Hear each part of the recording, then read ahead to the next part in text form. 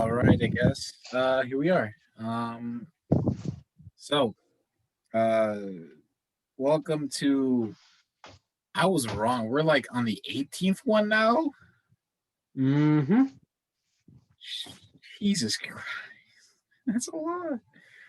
Um. So yeah. Welcome to the 18th episode. I mean, y'all missed like the other sessions, but like we're gonna get to that. We'll talk about that a bit in other sessions. If anything, tomorrow, 10 for us, which will be Wednesday the 24th. We will talk about and post, most likely in the same day, about Sebastian Farfel, and we'll most likely talk about the stuff that's happened in the current session, as well as what is it? What's happened? Possibly in the last sessions. And then I guess since we got all over the main characters, we'll go on about characters that have the story has talked about and been through, and we'll talk a bit about. Oh, as a DM, I'll talk about them and about how the party has interacted with them. Whoever joins me in those other sessions, but that'll be tomorrow. Alex, you joining us, right? Yes, I believe so. All right, please. I wanna do that, man. That'd be sick. I want like two people. Usually, I have like one person on those. Right. But if, Yeah, no worries. I'll probably be able to join. all right. And Jalen, you said that you were interested in joining, right? Damn right. Swag. All right. Let me talk about the boy. All right. Well, enough about that. Now into today's session. So, where we had last left off, the party. Well, where we last left off, the party had traveled from. I should actually use the map.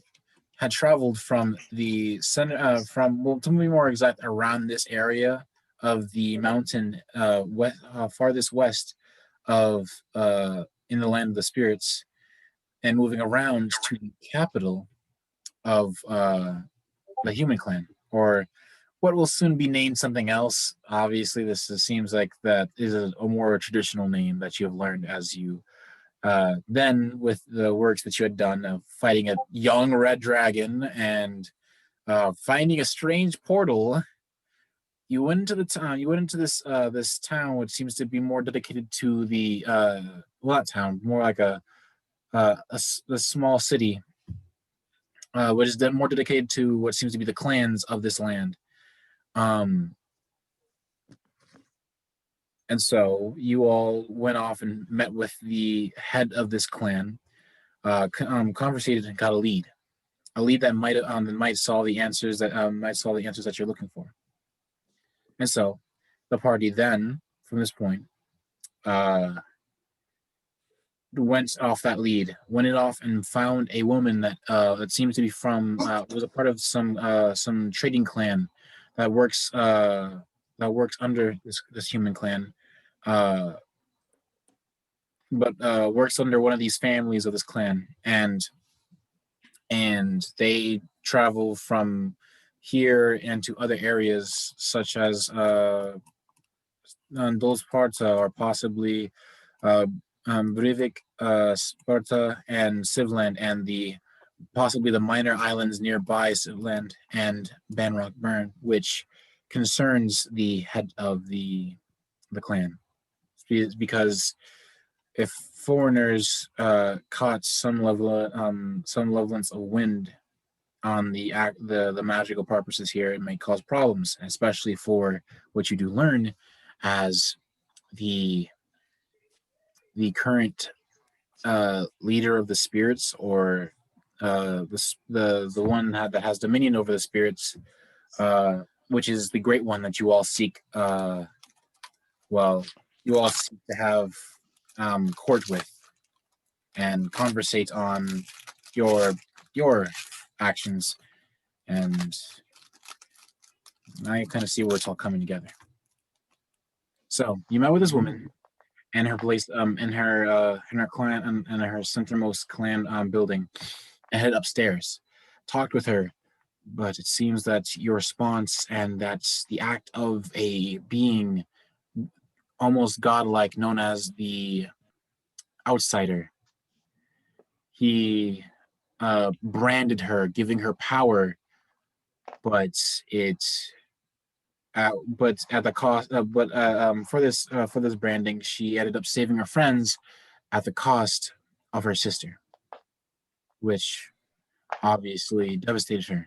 And so she had hopes that if finding a nice place to stay safe and away from that place would allow her to meet with the party, in the hopes that whatever that they are doing is great enough to make her sister's death worth it. Mm. And so the person stormed off out of the building, and the party sat there discussing further with the information given, and ultimately came to the conclusion that they should probably find this woman and try to help her a bit. If any, mainly on the decision that Sebastian doesn't want to be an asshole. Fair, fair. All right, and so where we exactly left off is you were all around this. You were all in this table up on the second floor of this clan family building, and she had ran downstairs. But I'd say more or less like a couple of minutes, like a good bit of minutes ago, like 5 minutes ago. You guys talked a little bit. You guys talked quite a bit. Okay. So we said we were gonna like try to like stealth help her, right? Like, Well, more like figure out what. Just kind of help her because more like Sebastian just didn't know, but she didn't want to be an asshole because of like the story that he heard from her. fair. Sister is dead. Oh, well, let's just go and ask her what she needs. All right. Well, Doesn't help. Just wondering. you guys want to leave and look for her? Yes, sir. Yep. All right. No, you all exit the building you all exit this brown building, with some of the people looking at you as they have seen obviously their family just left this building in a rush and in tears possibly. Someone will come over to you before you leave and like, what happened? What's wrong with her? Well, nothing really. We might have hit a sour spot, but we're gonna try to go fix that. Good. Make sure she comes back. And then he kind of walks over, and you now notice that this figure goes behind the bar. Well, not bar, but more of like this frontal desk kind of area where it seems that it's more like a place of either order or of possibly of greater importance for this clan. And the rest of them all keep good, like the entire room is quiet as they watch you leave the building. And you all look around, and I need you to roll investigation to find where where the hell she went. Bet. Let it be known, Jack, if you want, you can summon your spirit to have advantage on your perception check to find her. Mm-hmm.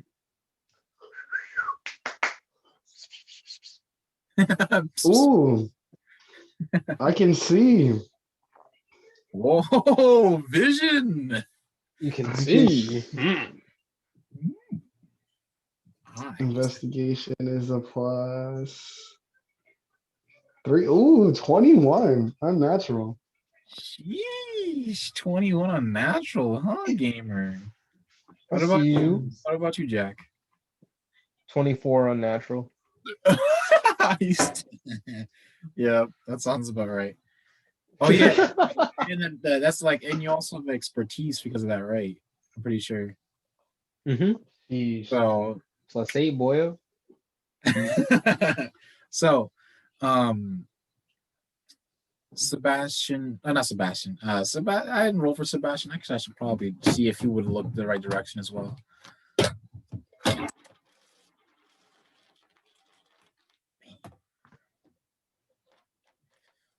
Sebastian, damn, Sebastian, do not be seeing though. Let it be known. The vision do not be swaggo. Perception. Oh, he's a Vision is not +5. on fleek.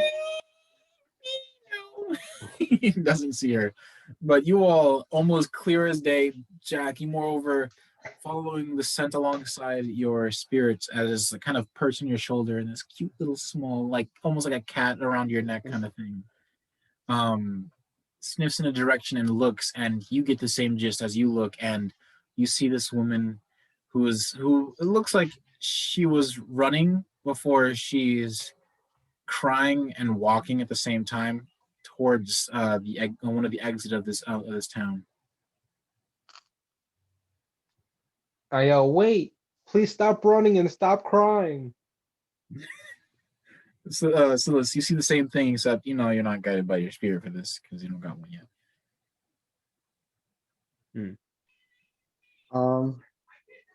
Like Varix is like in the background. He's like, we can help you.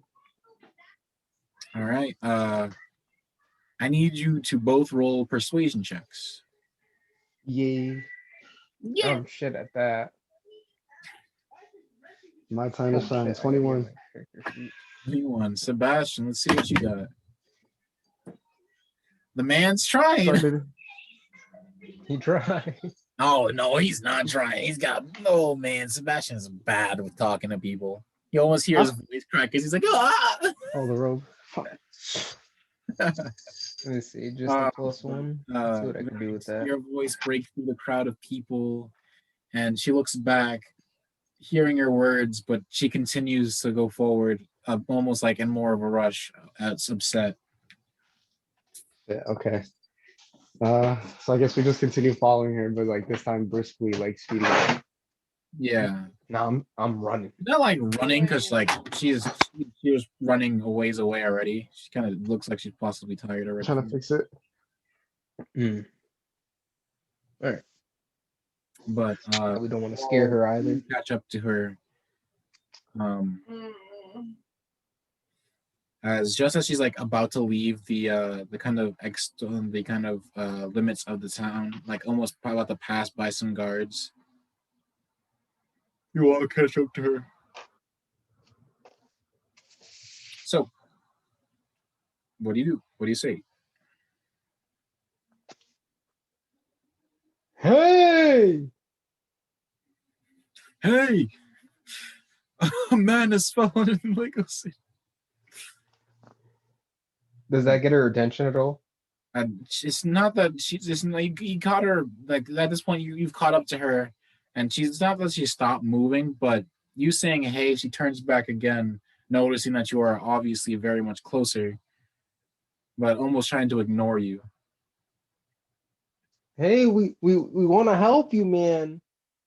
I'm sorry about your sister, but like, at least you were able to save your friends. Throwing shit around. Then Sebastian kind of chimes in. We're not very not very sure what you expected from us, but if you tell us a bit more, we could definitely find a way that makes maybe her passing a bit easier on you. And then Silas kind of chimes in with I don't know what you expect of me with this mark, but I do want to help regardless. Yeah, man, we're really good at labor. We're big, strong. We're big, strong men, including boy here. And I kind of just put my hand on Sebastian. Yeah, man. Whatever the problem is, we got it. Wait, what'd you say? I said, whatever the problem is, we have it. And I kind of just beat my chest. Who's that? All right, and so you all saying these things. Silas kind of comes forward like, and just like, what is it? Silas comes forward, and he kind of just like outstretches his hand like, "We'll help." We have some job here to do, but I'm sure that helping you will also help us. Please. I mean, she, bro, that's all you have to say. Natural 19. Damn. And that's without his pluses. And I don't even know his pluses. I think he's got like I don't know. Whatever. He got a pretty good natural one, and I'm trying a pretty good natural. So I'm gonna say he kind of seals the deal on all of y'all's speakings. She stops where she was before she turns to you, and she is still crying. She's giving like this really ugly cry. Like, you know, when like kids are like, like snot and fucking, and like their mouths are slobbering and shit. It seems like she was waiting to hear words like this for a while, but also she's still upset about, in general, about the loss of her sister, which is, you know, probably important to her. I step forward and try to put my arm around her to comfort her. I kind of joined Jack from the other side.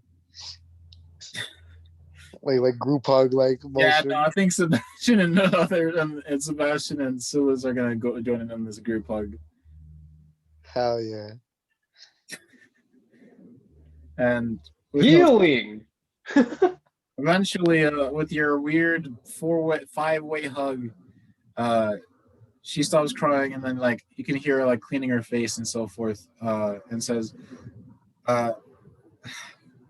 let's go somewhere else. And she continues to start walking outside of this town. Okay. I whisper to Bearings, damn, this therapy stuff is really strong. This therapy stuff is really strong. Varix kind of just looks at me, he just sighs.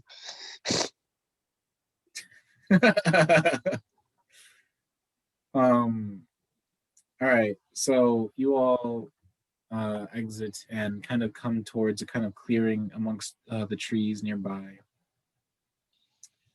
And you find this nice spot where there's a small bit of like a very small lake, like it's very small, like more like a small like spring, if anything. Okay. And you see her sit down on this log, which seems to be like she knows very well about, and she's still calming herself down after crying so much and so hard, possibly on the way there. And she offers you all a seat on this log. I take the seat like closest to her, and I'm like, "Yo, what's up? What's the issue, man?" I'm still thinking on the whole therapy thing. That's such a dumb line. This therapy shit's crazy. She kind of still wiping away snot and shit on her face. She kind of like says with her head down, I don't know what to do. And then all I know is that the outsider told me to find somewhere safe, and so I did. The cost of my sister, as obviously I lost her in the stake of my freedom. I don't know what to do. All I've done is work for this clan, and I'm losing even more friends. She's making a reference to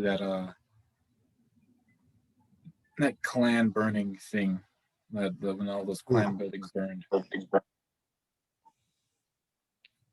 Varrick's kind of like Vince is like not mad, but he's kind of like angry, like slightly ticked by like this, and he's like, "What? So you just give up?"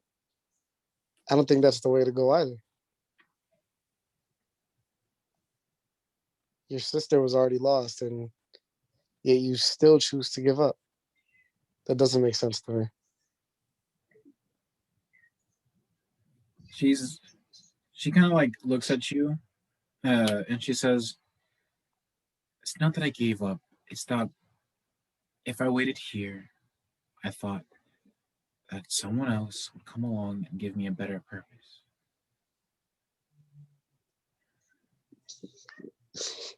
The only Still, person that can give yourself purpose is either yourself or a goal. And to be honest, we exactly can't give you that. All we can do is just help you in your goal. So if you want to beat on some niggas, we are phenomenal at that. If you want to pull up, talk to some niggas, my boy Variance here is the best at that. Trust and believe. but there has to be something that needs to be done. You More than waited just on some niggas to pull up and just give you a handout. And frankly, we happen to be those niggas, and we don't know what's going on other than we just got to help you. So, frankly, you just need to figure out what the fuck you want to do.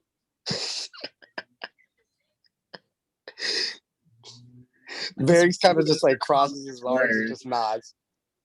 As rude as your comments were, she looks at you, Jack, and like she just lets out a deep breath. Maybe I go back, try to figure things out. Go back where? Well, back to Dunwall. I think I said that wrong. Dunwall. Dunwall. Yes. And what could that possibly do for you there? Well, I hear there's a lot of those that get branded with the outsider's mark there. It might be a better way for me to contact him. It also might find me some people that might be fighting for something similar to me. Revenge or something to make themselves a bit better. I know there's that plague, but I hear rumors that that's also going away. And something's happened over there. Well, there's more people like us. More people like Silas, at least. Well, we might as well give it a try. Yeah. So we're pulling up to Dunwell. I like the sound of that. I asked her also if she wants to accompany, if she wants us to accompany her. Well, you've come all this way. I would hate to assume not to invite you. Of course. I'll work out something with my trading group, my clan. Hopefully, they'll be fine with giving me a ride, or maybe some time. People have treated me like family that I haven't had for a while. I don't want to leave them like that. Just let us know, Ming. Every journey is always best with people. Look at us. We're doing great. Looks at the young boy who's covered in blood and in. Can I like as she's looking, use prestidigitation to clean him up? Yes, you can.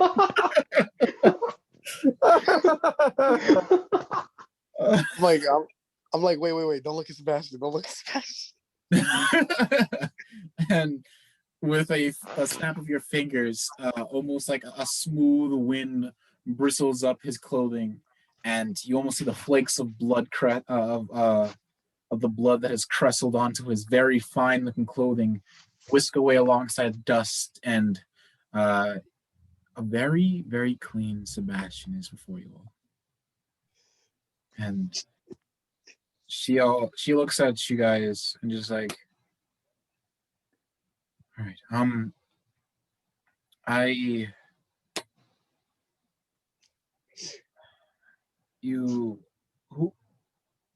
who even told you about me anyways? Oh, well, The head human. yeah, it's kind of easy to find somebody with a symbol on their hand. Well, it's not like I was hiding it either. I'm not hiding it very Fair. well.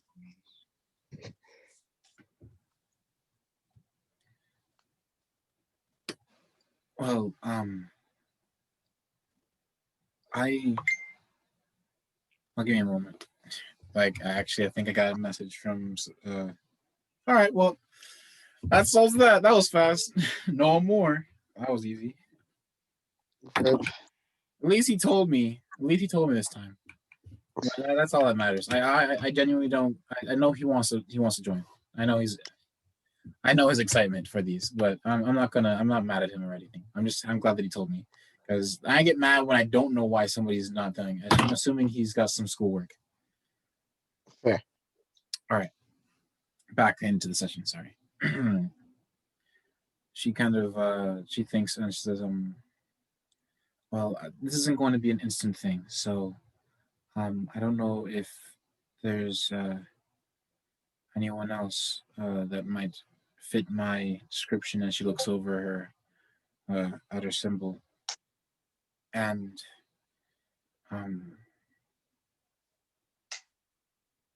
if anything, I'll have someone send you a message, or allow me to send a message. I've met you. Well, whenever you get the chance to, let us know. Also, you did say you never ran into somebody else with that symbol, right? Other than Dunwell? No, no one. Okay. Well, I know that there are people that pray to the outsider, or at least I heard of cults, and what makes sense now as she shows off the sign again.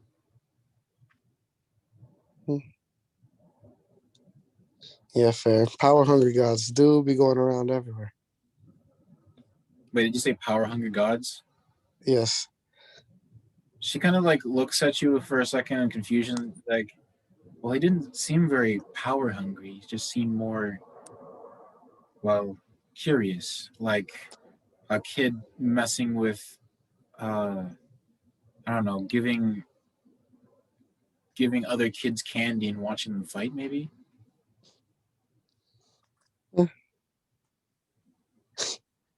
Not much a fan of candy. A person would do with a knife if he gave it to them. Like, just some weird fascination with watching someone with power do something with power. So less about having the power, more about giving it? I guess. Maybe he has too much to spare. Sheesh. Candy does taste better than a knife. Yeah, you're right. And she kind of again rubs over her eyes and stands up and begins to walk away before kind of like looking back and saying, "I'll see you soon," and then continuing back towards the town.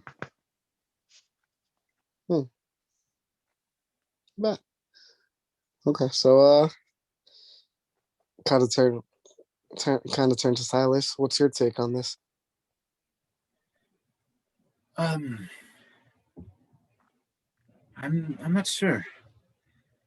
Some god gave magic to a slime and made Gorge as almost like an eye, reminiscent of Gorge's face, kind of looks at him with like a kind of like a confused eyebrow raise, and is giving it to random people just to see what would happen.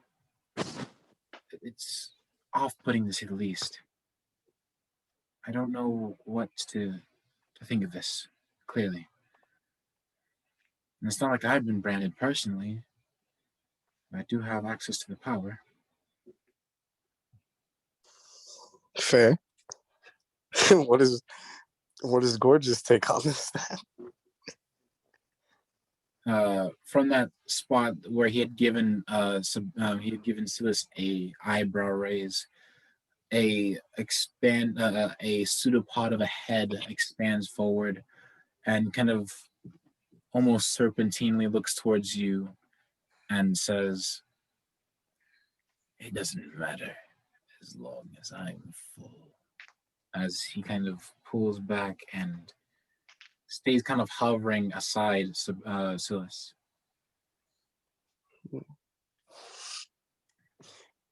Well, all I know for sure is that I definitely want to see this outsider for myself. All I know for sure is Gorge would definitely eat me if we didn't have enough food.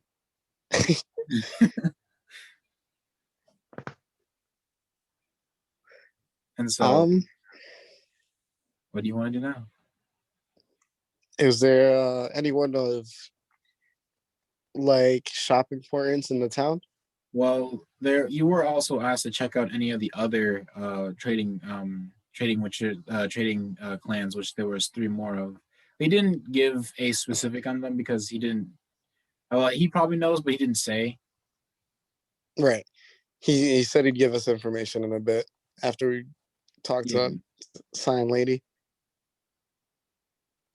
Yeah, and so,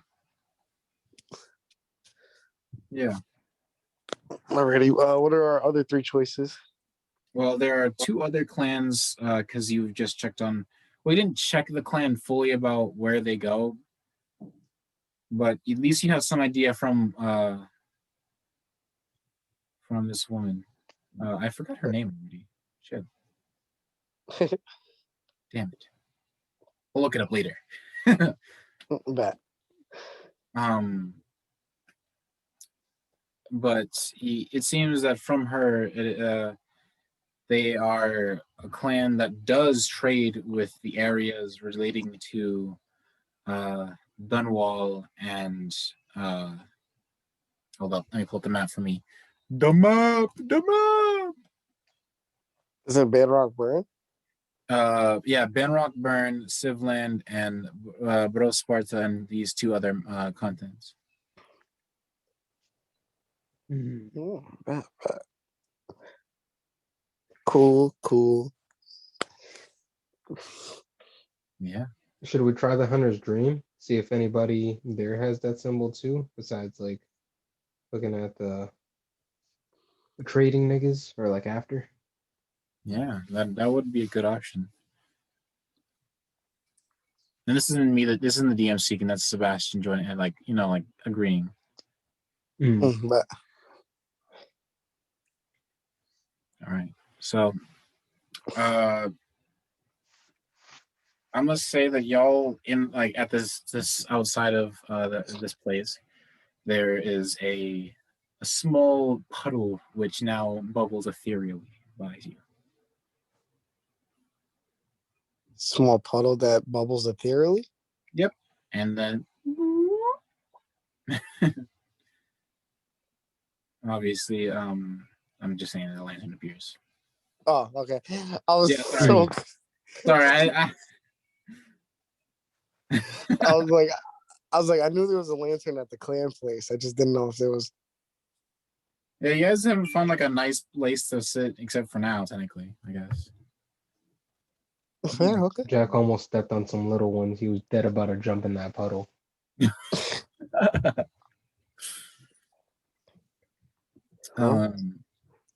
So do we talk to the clans first, or do we just jump into Hunter's Dream?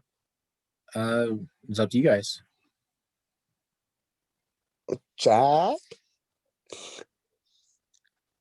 I mean, lantern. Hunter's Dream it is. All right. And so you all bow before the lantern and are whisked away in light. And in a couple of seconds, you see the familiar cloudy sky with the bare full moon in this place. and you see a lot more hustle than normal. Like people are looking around. Like the hunters that kind of like stick as guards, even though there's nothing here to like guard from, are like almost scattering. And Gehrman is like calling out. Pardon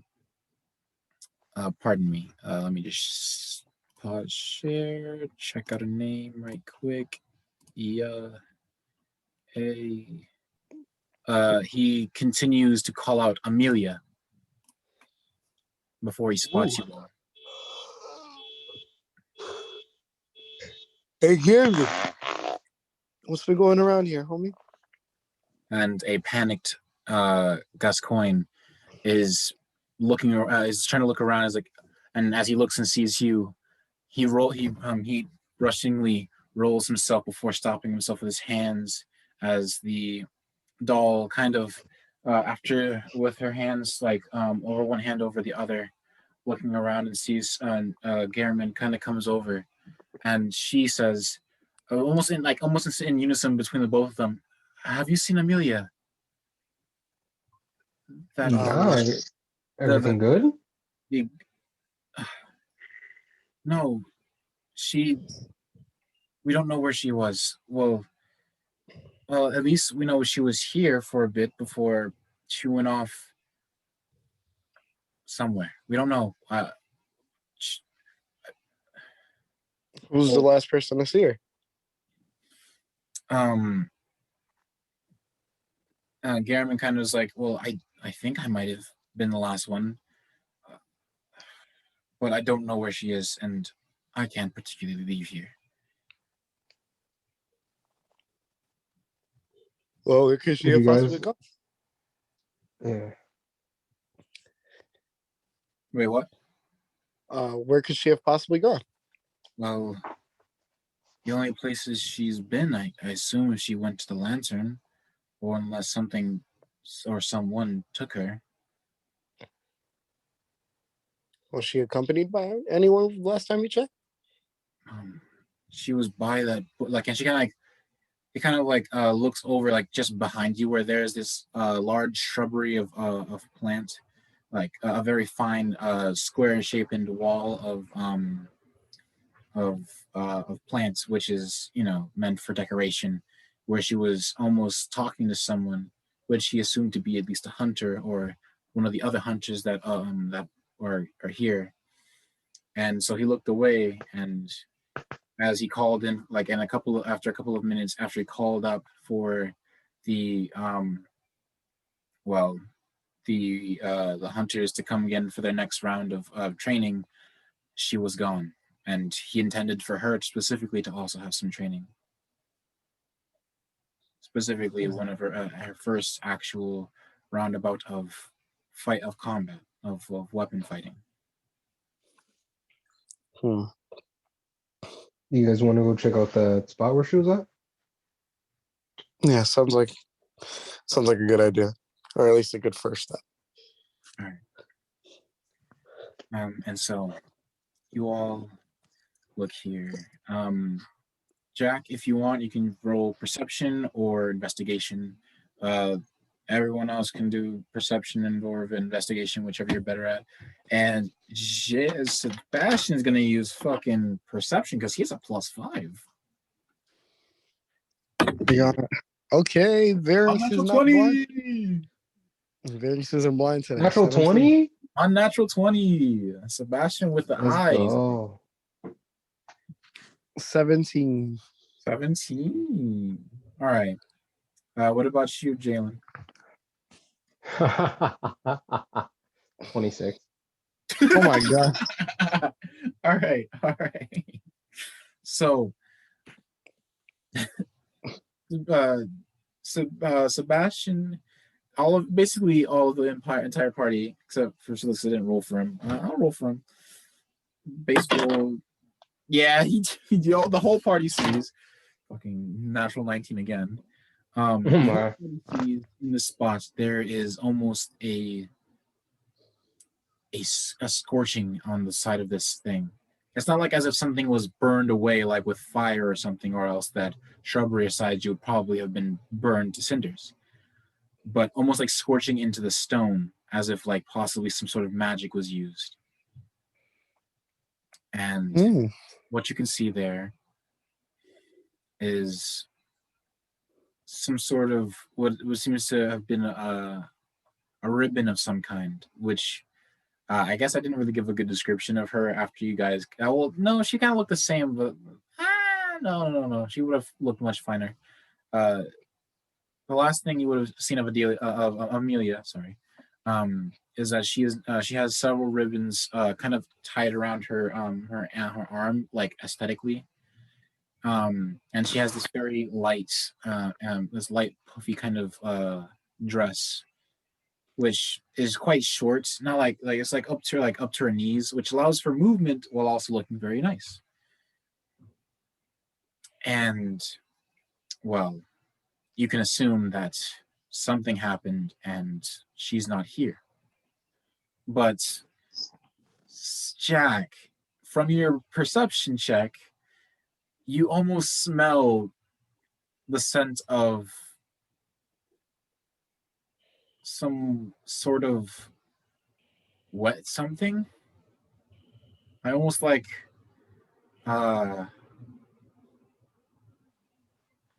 it smells almost of like octopus of some kind or snail slime. It's weird that you can define this for some reason as well.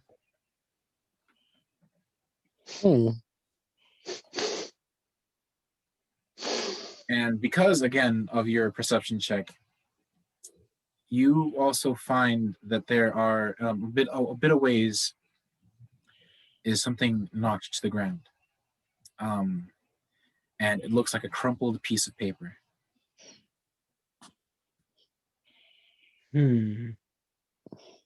I walk over to pick up and unfurl this piece of paper. And there you see some sort of paper referring to the exaltation of someone from the School of Mensis, expecting this piece of paper to be destroyed after its reading. But it seems that instead of it being destroyed, it was curled up in anger. And now, at some point, was possibly dropped or left here. Ooh. And does it say anything on there? Is that it is as it is dated, it is rather recent, like a couple of like a week ago or so. Hey guys, I think you want to see this. And the party comes right over. What is it, Jack? So I saw this paper, right? So I was like, paper. And I pick it up and, straighten it out. And Jack, pushes the paper towards them. It's from the School of Mensis. Mensis? As you all read it, yes, it goes on about saying exaltation for unexecuted inhumane actions on humanity through magic.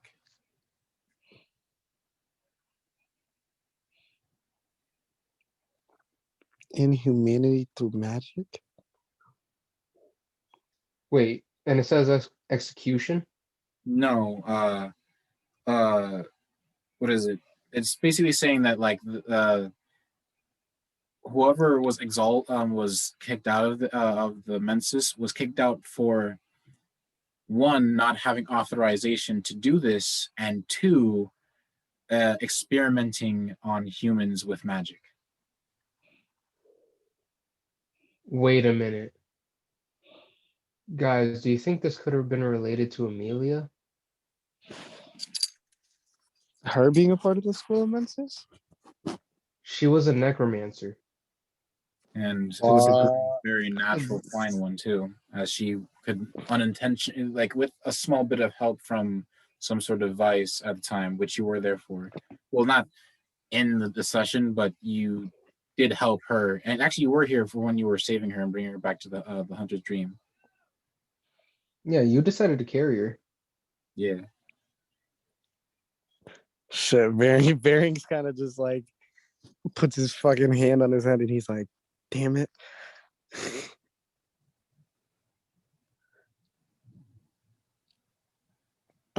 We definitely got to show this to Garriman. Yeah. All right, and as you come over,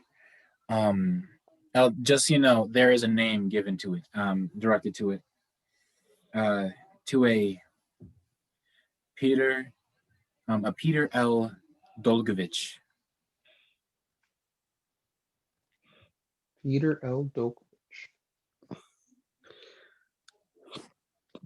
Okay. We still show it to Garriman just to make sure, like, if he knows anything about this Peter. And as Garriman comes over, you explain what you have found, and in a panic, and he looks at this, is like,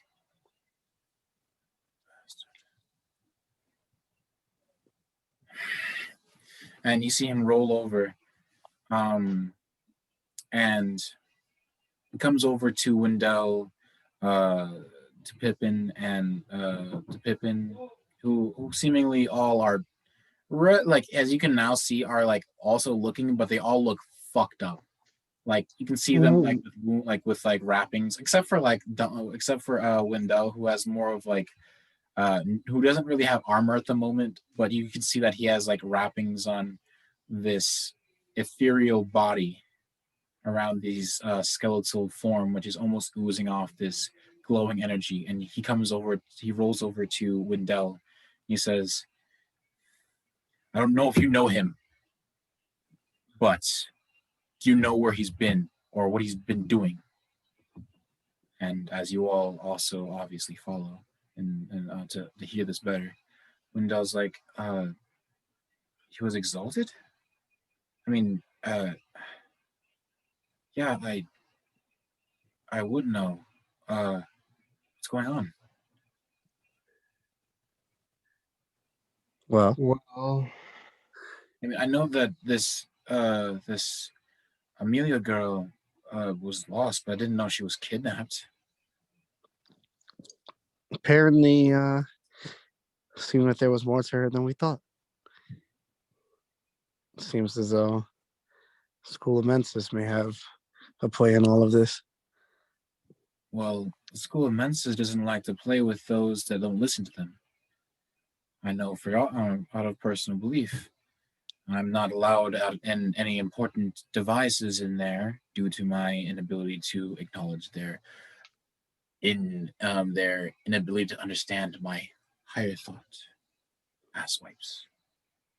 Word, higher thought. I go for a fist bump. And he just kind of like grab, like he does like this weird awkward grab as you go for the fist bump. He's like confused and let's go. Jack just frowns and goes, "Aw."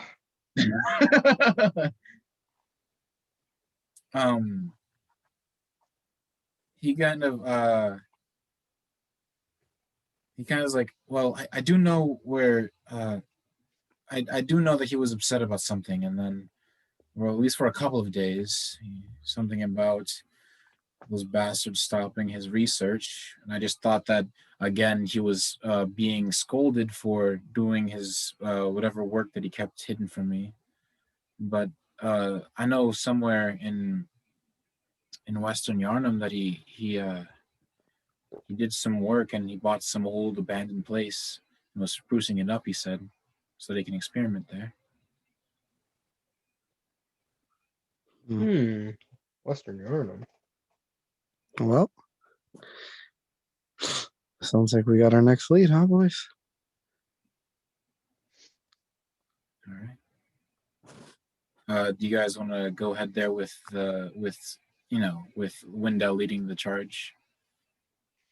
Well, yeah. Wait. You did say he's the least fucked up, so. Oh no, he's wrapped up too. He's just like, it's not like crazy, but like he does have some wrapping in. It seems that like moreover,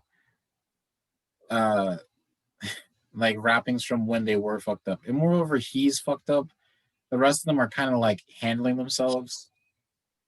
Or like he's the most fucked up looking one, to be honest. Mm.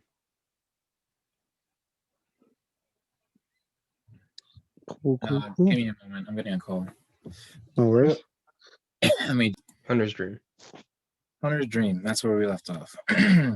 So, yes, right now you're following Wendell, who is about to bring you towards the place of his friends, or at least his friends' work. So, you all follow what is it? Wendell as he bows before the lantern and fades into the light, and you all follow suit. Oh, welcome back. What's up? What's up? Oh, right now I just got back and we just started. Basically, we're now using the lantern to teleport to Western Yarnum. That sounds good.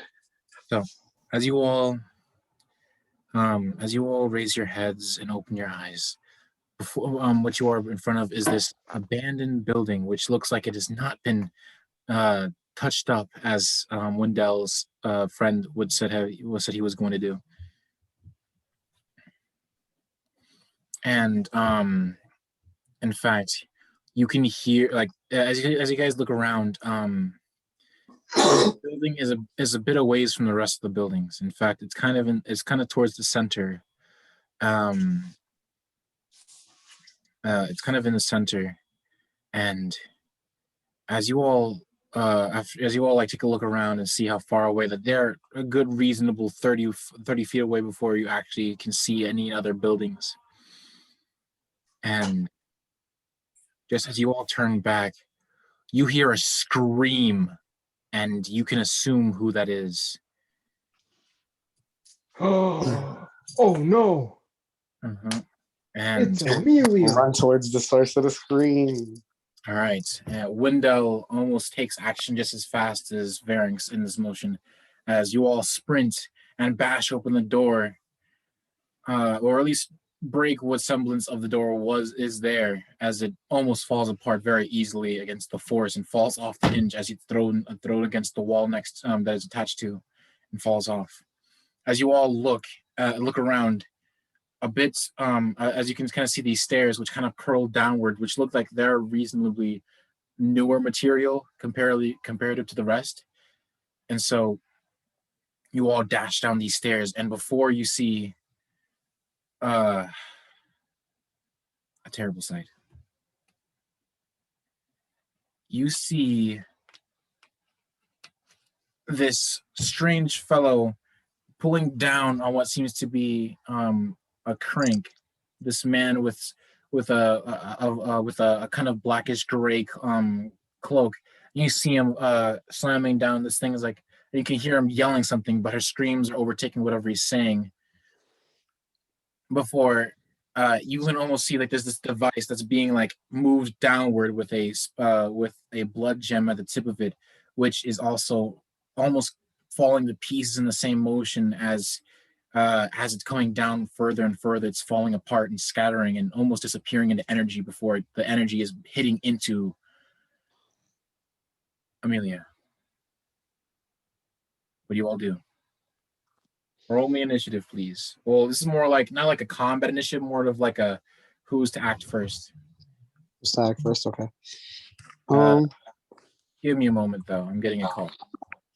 Okay. Nail clippers, man. Nail clippers. All right. What did you get on those initiatives? 13. 13.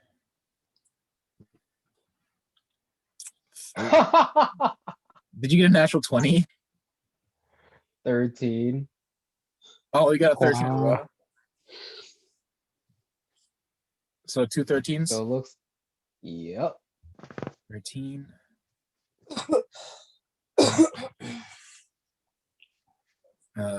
What is it? That was 13, right?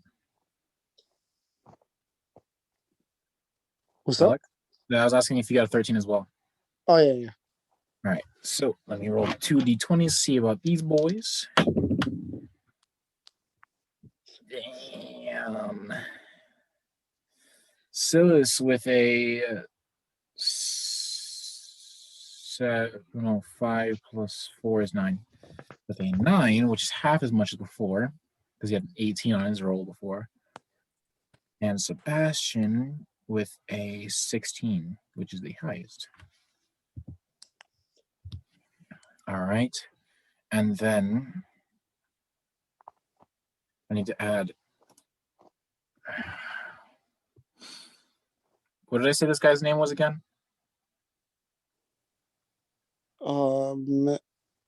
It's when Peter. Peter.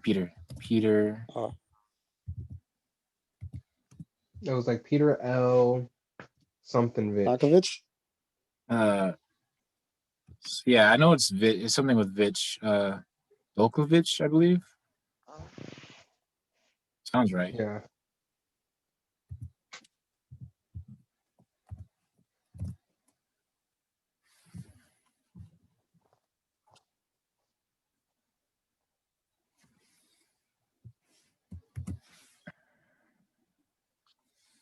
And he is not that fast in reaction. And that, and then I need to do one more. Nigga about to get the hands for touching up on women.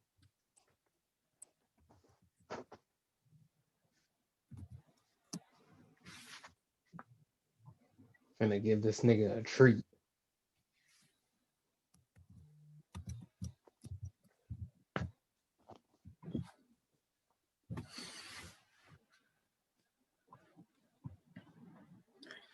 Okay. So I'm going to sort this. All right.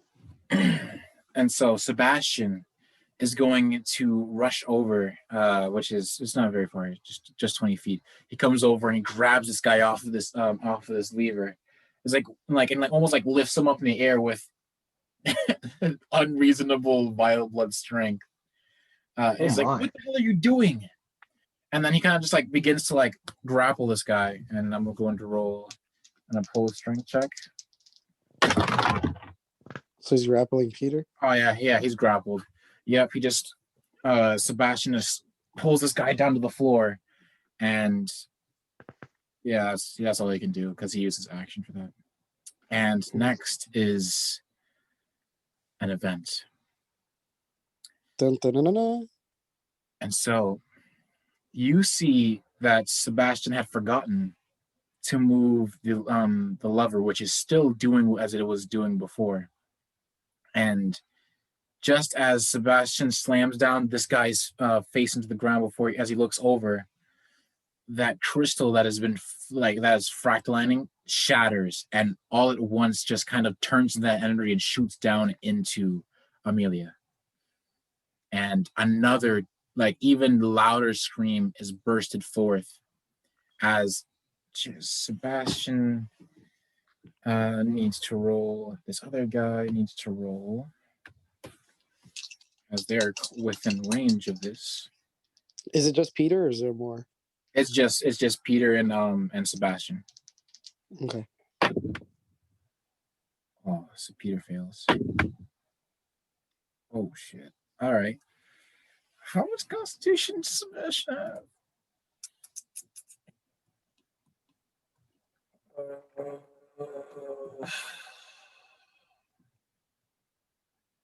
Come on, here's a +1.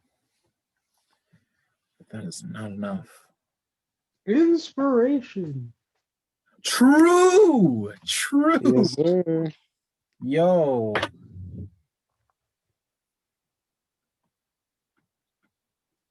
On natural 20.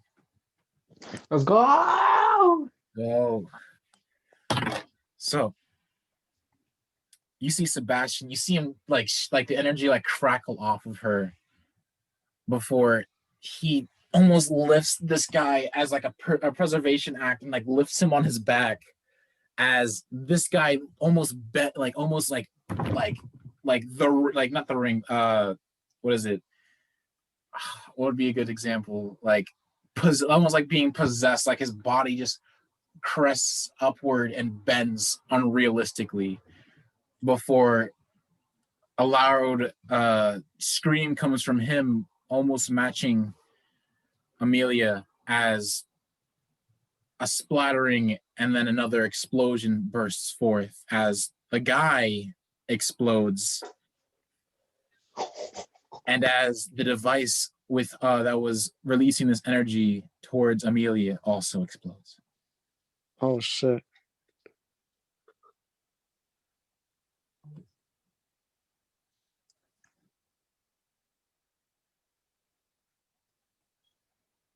What do you do?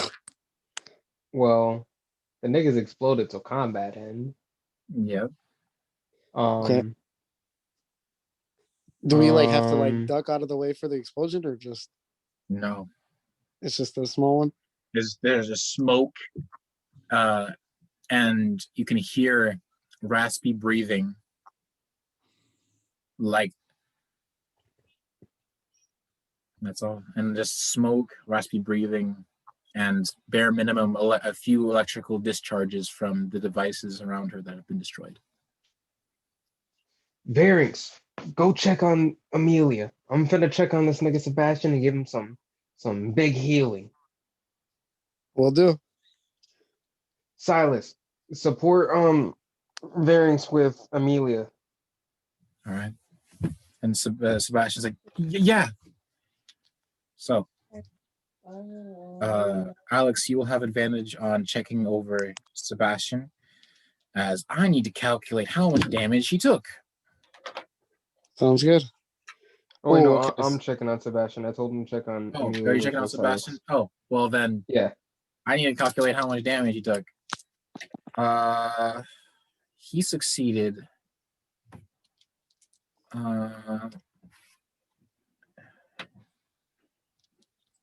I think this Now is... I think I understand why you went. Yeah. If the nigga exploded when he failed, yeah. Fuck. Huh. Use my light on my phone. Where that dice at? I'm gonna find you, nigga. I'll roll you. Nigga. So wait, when he exploded, is his blood just everywhere right now? Yes, in fact, primarily everything, like his body is a husk over Sebastian. There's like, not like as in like, oh, it's just like in pieces. No, like the blood specifically jettisoned out of him everywhere. Jeez. Didn't you just clean off Sebastian with prestidigitation? True. Yes, just did. That is 5, 9, 13, 15, 16. 16 halved. Takes 8 damage, which is not a lot, surprisingly, but it's more than on the normal person's health bar. So, I How think much did he take? he took 16, but that was a. Oh wait, hold on. I didn't add her spell bonus. How much is that? Don't mind me.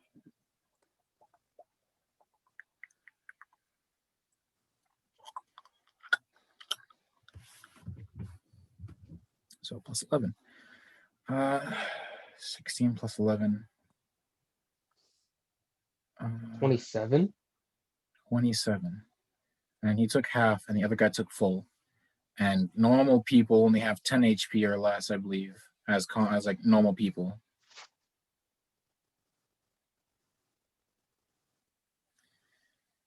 Okay, so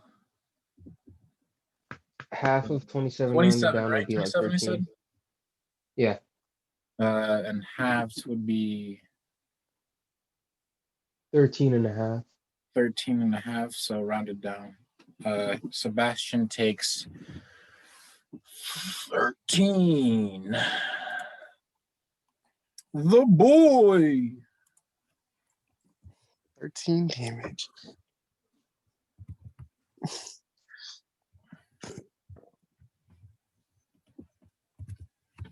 All right.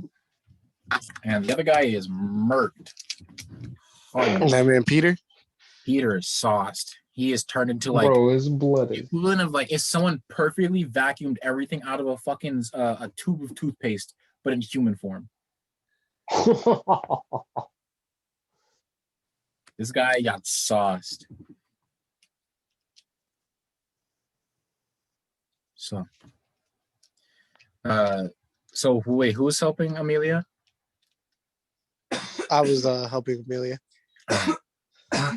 So I got a 19 on it. 19. Is there? You overlook her, and as you look over her to see what any problem is, you can see that her hair has become a beautiful silvery white. And as you look over, yes, there are signs of an explosion, but she is relatively fine.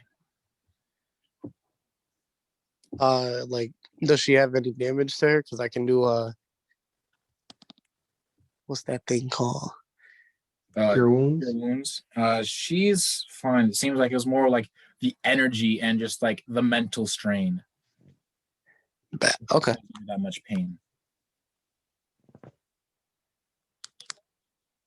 So now she's fine. I kind of just yell over to the rest of the guys, and I'm like, "Yo, she's over here. She's okay." Sebastian, this is like the first time you've ever seen Sebastian not inhaling blood. He kind of gets up, like he almost like tries to stand up before going onto his hands and throwing up blood, and it's blacker than usual. Like Sebastian's blood is darker than most. It's like almost like a 2 shades low, like smaller in color, like darker in coloration comparison to normal blood. And Jack, you would know this very well. But this is almost like 4 times lower than that. And he coughs, he just like throws it up, and then he just kind of like holds his stomach and like all over his neck and shit. Like you can like as you kind of look over him, like it almost looked as if like his blood was like almost all of his like the blood was trying to push itself out of him. Hey, buddy, you good there? How you feeling? And it's kind of just like he's like almost like he's trying to throw up more blood, but there's no more to throw up. Hey.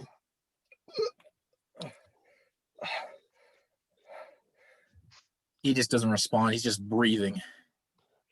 But I lift I try to get Amelia up and meet with the other guys. And if I see Sebastian like kind of like gagging, I'm kind of just like, oh, something you ate? Of course, you crack a one line. Sebastian looks up at you and looks at the blood and just wipes it off of him. Like wipes the blood off his mouth before like flicking it off and just kind of trying to and standing up, not feeling good. And he looks at you, Jack, just like please, like puppy eyes, just like please. I'm like, this may sting a little bit, and I go to give him some healing. All right. Roll that healing for the mans. Healing. Oh. Ooh. So, 8 plus 6, 14, and double total. 28. Full health. Yeah. Full health. So Sebastian, after you just do that, you see almost like the bulging veins that was shown before kind of like begin to subside as Sebastian like takes deeper breaths and calming himself down. And he finally says a word after that explosion. He's like, ouch.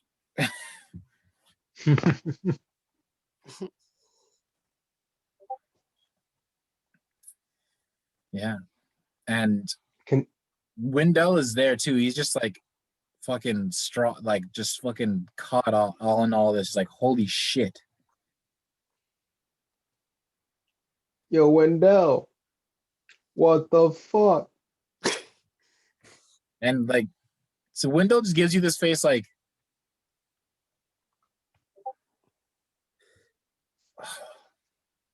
I just saw a dude torturing our friend here, and then he exploded all over my friend and crystal thingy. Well, eh, eh, eh, eh. Look, I've had plenty of people explode before, but not in this way. of course you say that.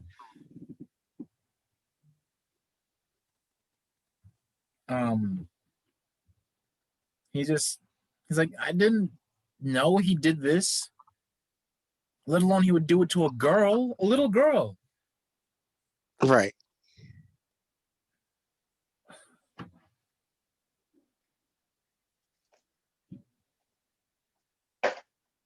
Do you at least recognize this process? No, I all I know is that like all I remember is talks of like how his work is going to push the limits of magic on humans, and then fucking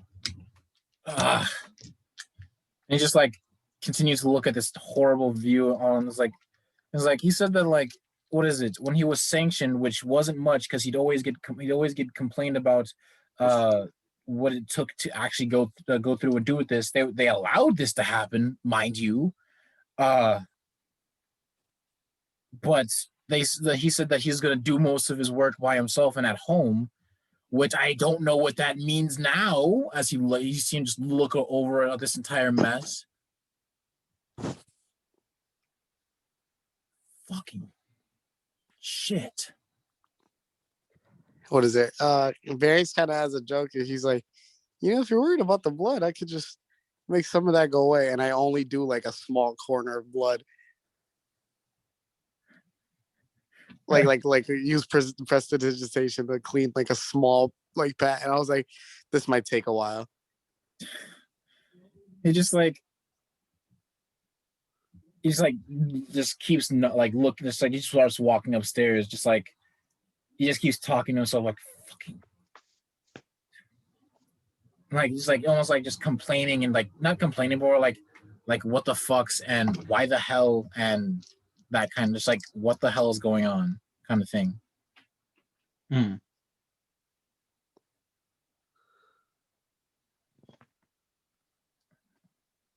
So now you have an unconscious Amelia in arms.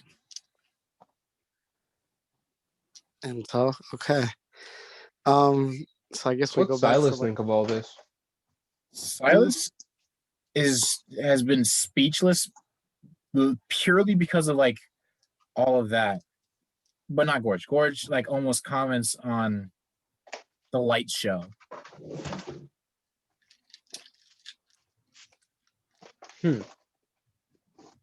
But he hated he said he enjoyed the light show, but he hated the singers. fair.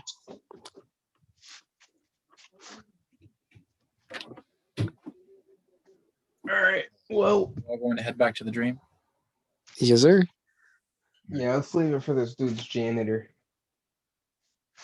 And so you all go and bow down before the lantern in front of this decrepit building. And as you head back, and after returning from that, the thickles of light that you are accustomed to, Gehrman almost awaiting you after you dashing out with Wendell. He's like almost like watching and waiting with the doll kind of hands at the back of his wheelchair, just like, like kind of keeping his mood, his his movements down, like he's like shifting hands and so forth as he sees you all. It's like, and he sees the blood-stained and covered Amelia, whose beautiful light faint pink, light faint pink drapings of her clothing are now complete, well, not completely, but very much almost half soaked in blood. Hmm. And he's just like, is she dead? No, No. not Oh, dead, fuck. but could be close. We found her with that man Peter doing some kind of crazy shit, man.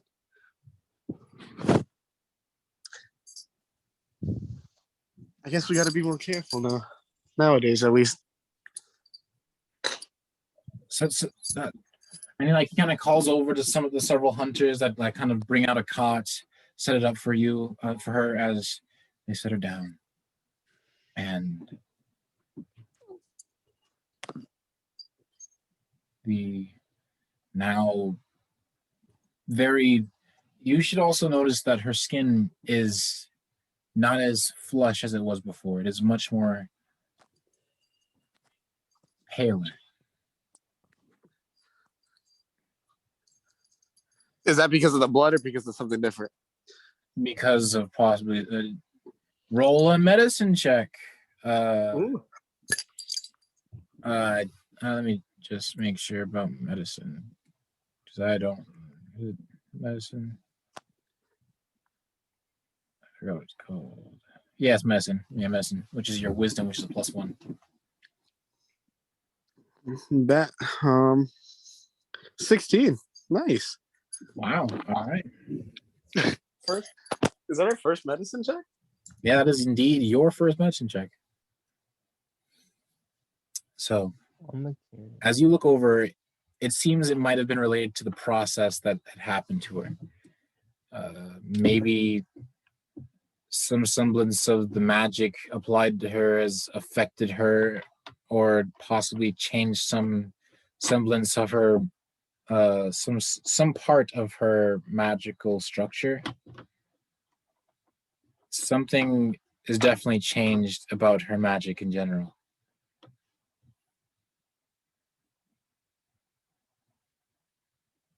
I'm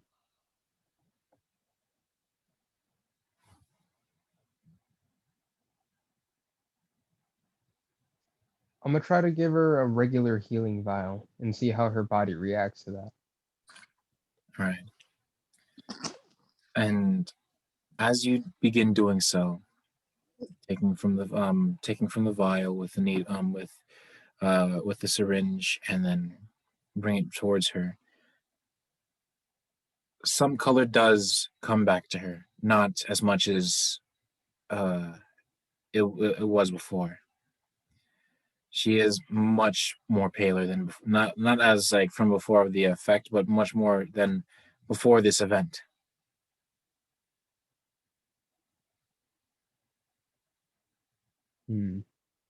Is her heart at least beating? Very much so.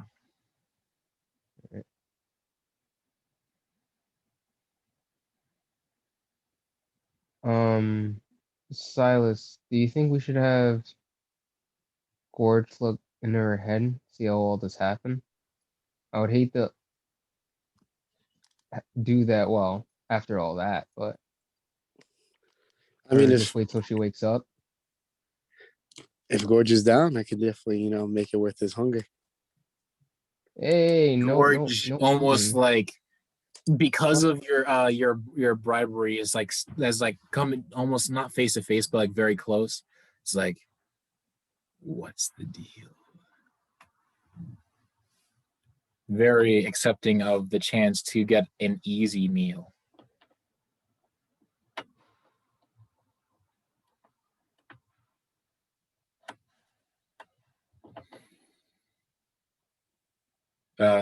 Just Alex, you're muted if you wanted to, Oh, my fault. So Well- like I kind of tell him, I was like, I do have some of that pie, and we do have a bunch of dragon meat. You can munch on a little bit of that if you'd be willing to heal, Gord. So your portion. I'd be willing to give it up. We have plenty of rations for a bit. And a spike in teeth smile steps forth as Sebastian's like, and not Sebastian, as Silas is like, wait, as his arm against his will flings out and this black substance wraps around her face. Not in like the forceful sense, but enough to commence the process. And I don't even need to roll because she is not trying to resist anything right now. Hey. And what Sebastian sees and goes on to describe as he's looking, that from the just about a day ago, she was talking with some guy who seemed rather nice. He would talk about how he's friends with friends with a very good friend of hers, Wendell. He would go off and talk about magics and science, talking about how he could make people have magic with blood crystals. But and he offered her a hand in enhancing her magical capabilities so that she didn't have to use weapons. But she disagreed. She thought it'd be cool to have weapons. That if she can use a weapon and a sword and or maybe a trick weapon and cast magic, that she could possibly be as cool as Ludwig, or as cool as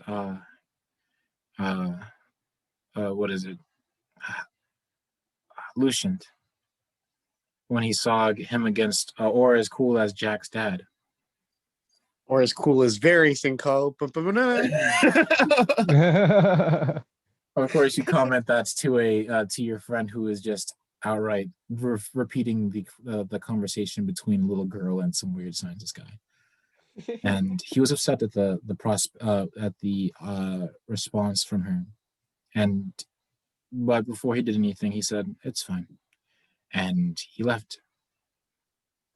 Before one day,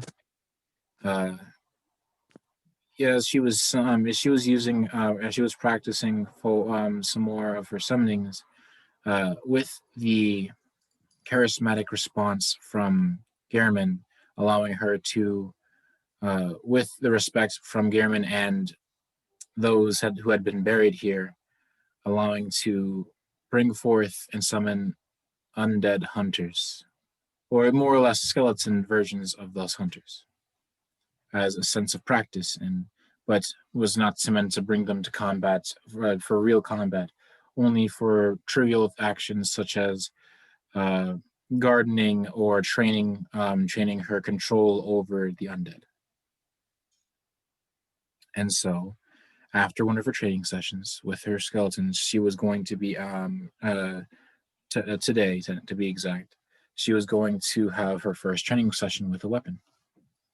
And so she went over to to that area that she had last seen that strange man, and she had continued as she had seen some very strange growths from the planting. So she began to cut them alongside with the help of her skeletons, which were 3 of them. So as she was chopping, a strange the man appeared before her in a wisp of light, and as he saw her, he's like, "Oh, sorry," and they conversate a bit before he says, she kind of asks, but why were you sorry for this? Before he snatches her almost in a sack, and again with a fade of light through the bag is seen, and in a couple of hours she is strapped down before the sack is removed off of her. And the man goes on as he is preparing a crystal on some sort of strange device above her, going on about how if enough magical energy is sent through a blood crystal, it will inherit a type of magic, and if I send through just raw spell energy, just like almost like as of giving up spell slots for this, I hope it's worth my time. As he does so, he gives up all of his magic for the entire day to send it through this crystal, to instead leaving it being as just raw magic and hitting it through the crystal just to see what magic she would obtain.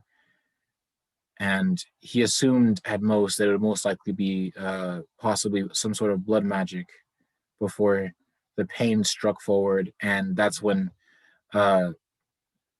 Silas like almost like pulls off of her in pain as him and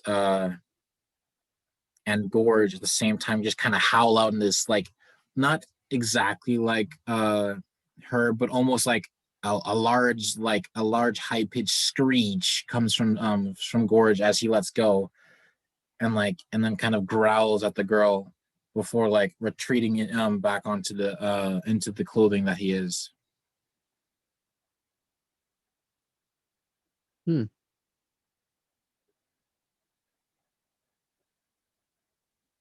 obviously he was able to get in here.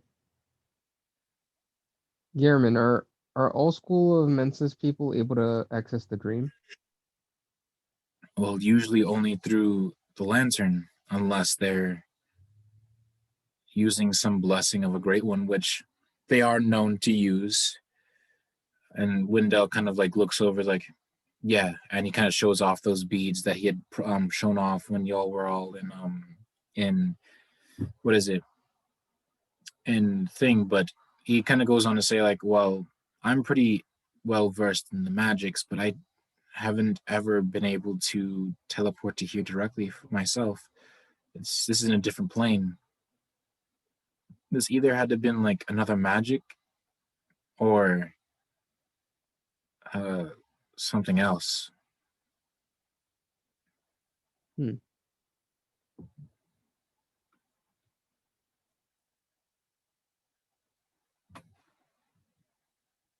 All right. Well, obviously he was able to get in here. He had that paper. School of Mensis are making moves. They gotta do something.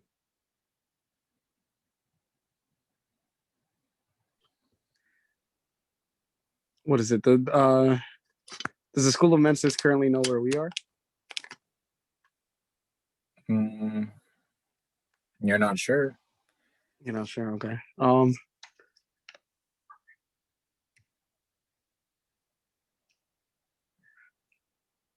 What is it? I kind of turned to Gorge and Silas, and I'm like, "What did you see?" Like for the last part, for what hurt them? Was it just the crystal, or it was the energy flowing through the crystal? Yeah. And yeah, it was just like that memory of pure pain which sent them off of her. As almost like she blacked out, and the only thing that she was doing left was screaming.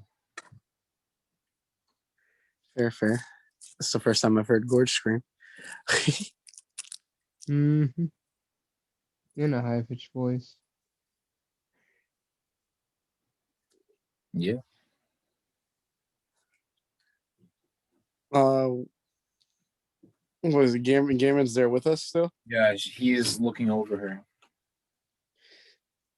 I kind of turned something, and I'm like, look, there's like, we need to do something about this School of Mensis. Now that they've taken some of our own, I think now it's time to actually put a stop to them. Well, and Garman kind of looks at you. Well, the only person that knows that other way into some levels of a nightmare realm would be, well, Lucient, and he wanted to have that backup, right, from you all handling the situation with I mean, we could just ask him to see if we can go still. It's not like it hurts us to try. Worth a shot. And in that same motion, let me just move this over to the side. Sorry, I'm moving the whole screen for me. He kind of was like, all right. Lucians, and he kind of begins to roll up the stairs with the help of the doll.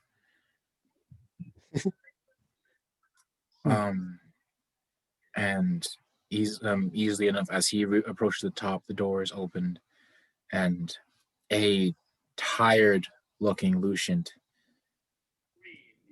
looks down at Garamond and is like, yeah, what's up? Well, I kind of step forward, varying steps forward, and he's like, well, the school of menses is becoming a problem. We've dealt with them a few times by now, and more or less they want our boy Silas, but it looks like they want more than just that. They look like they're siphoning magic to do something probably crazy, more than likely crazy, definitely crazy. I feel like before it gets to that point, we should stop them. Is there any way we could, use your nightmare realm knowledge? And he kind of just like puts his hands on his head, like, okay.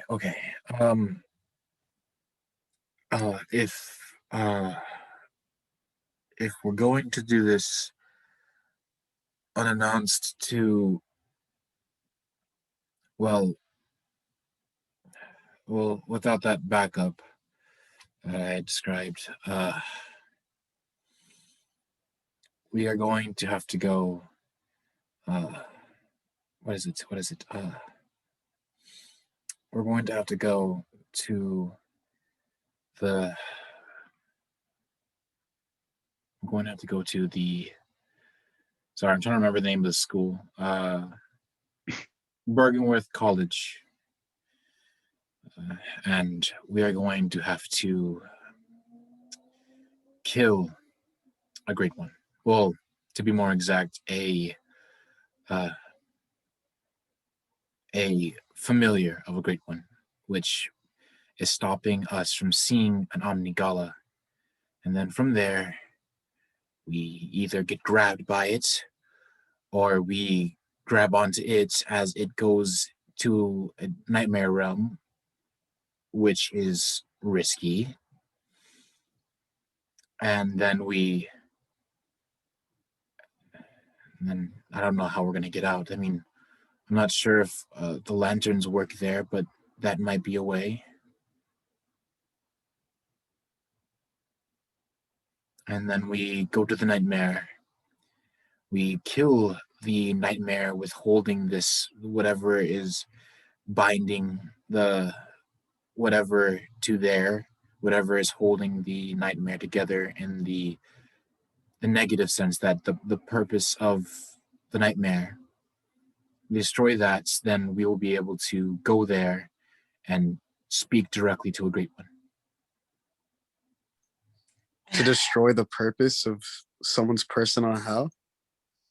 It's not someone's. Usually it's either a collection of someone's, or, I mean, I guess in some cases it is someone, but it's confusing. And I only know this because I used to have talks with Ludwig, who was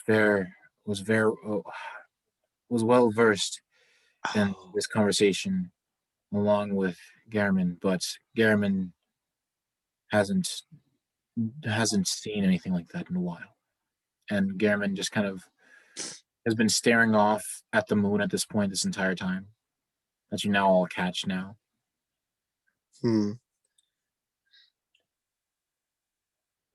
Garamond, is there anything that you can remember that could help us right now? Anything at all? I know that great bodies of water are bulwarks of sleep, and well, there is one horrific thing I could assume which has caused a nightmare, and which would most likely be the one that you all get brought to. And I know what is stopping us. I know the name of this familiar. And then he kind of like looks at the floor. Rom, the voracious spider. I mean, voracious, or voracious. I don't know how to pronounce it correctly. No worries. Voracious? I don't know. It hides secrets, and last I heard from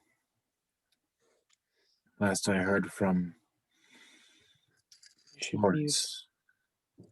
And I mean William. He was going to commune with it so that he could extend his life and line his brain with eyes.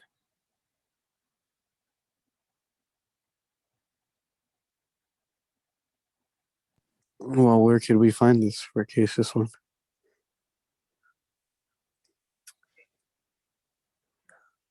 Seems like he's our only lead so far.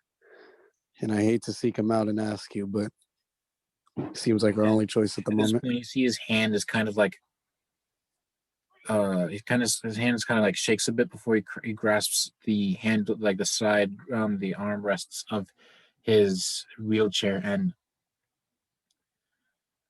the college of Bergenworth is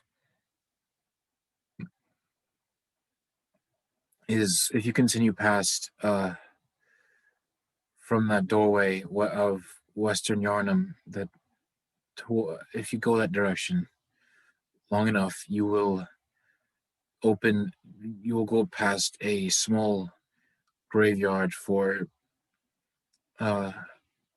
old hunters, and if you pass that, you will come across the college of Bergenworth, and you need to find Sir Lawrence. I mean, not Lawrence, Sir William. Master Willem.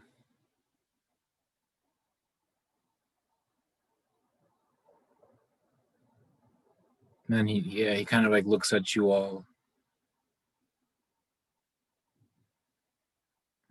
and kind of looks away before he kind of turns against the doll, who kind of like lets go as he turns, and she moves out of the way before he wheels himself down those stairs. I turn to Lucian and I'm kind of just like, poor fella. Like he was like scared like about Gehrman.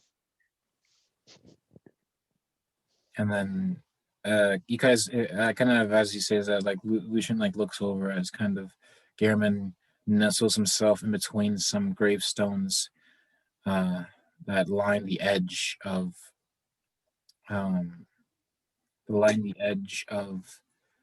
well, the edge of the hunter's dream, and you see him begin to stare off at the moon.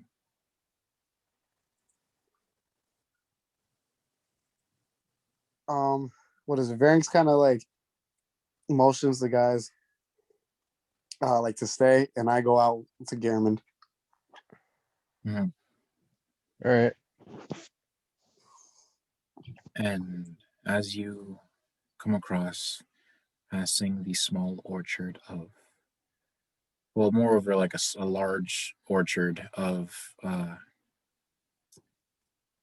white orchids, you see Gehrman like kind of as you were coming over, his head was kind of like leaning downward, and as you come over, he is asleep. I sit beside him. In his sleep, which he has very quickly fallen to, he is sleep talking of something. Now, pardon me while I pull up that thing. So let me just. But No worries, no worries. Damn, I was just about to song him to sleep, but I think this works too. So I need to pull up something.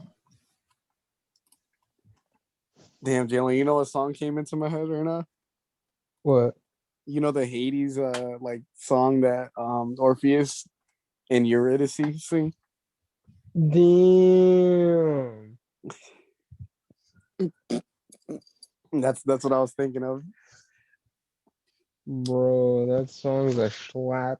It's me. Bro, I remember we dead sat there and just listened to it, bro. Bro, it like, oh man, it's one of the best video game songs. So listen up, guys, listen up, because this is this is actually like audio from the game. Ooh. Let me put this up.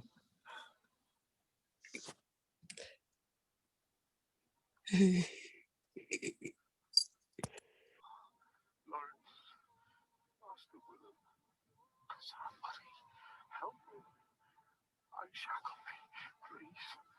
Anybody. I've had enough of this dream.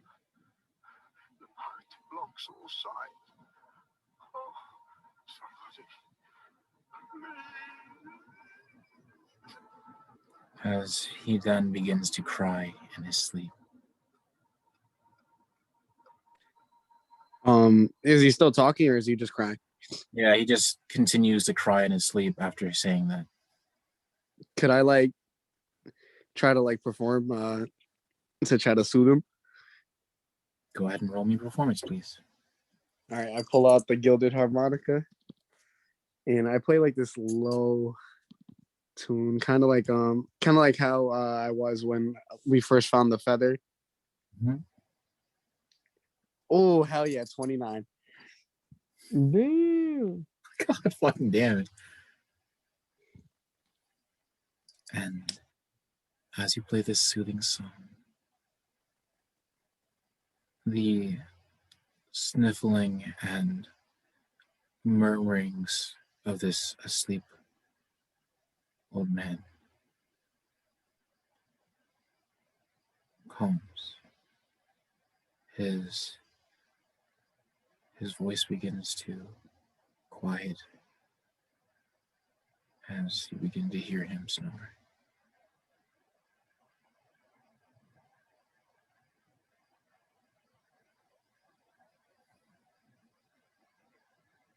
You have soothed him very much so that he is snoring in this dream. Good shit. I go I like leave, but as I turn to leave, I pat him on the back and I just whisper, "It'll all be okay, pal." And then I head up. All right. To meet the rest of the guys again. And as you come back, you're just kind of like, wow, that was weird. Pretty weird, yeah.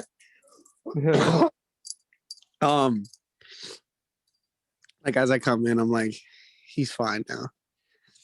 And I turn to Lucian, I'm like, could you point us out? Sorry. Do you mind leading the way for a bit? And he kind of like looks at you all, and like at this point, he was kind of like covering his eyes. He's like,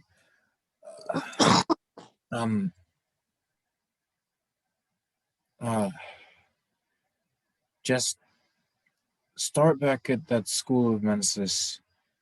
I need a couple of sleep. I need a couple of hours of sleep. I'm going to officiate some work before I sleep, or I might sleep before I officiate. either way,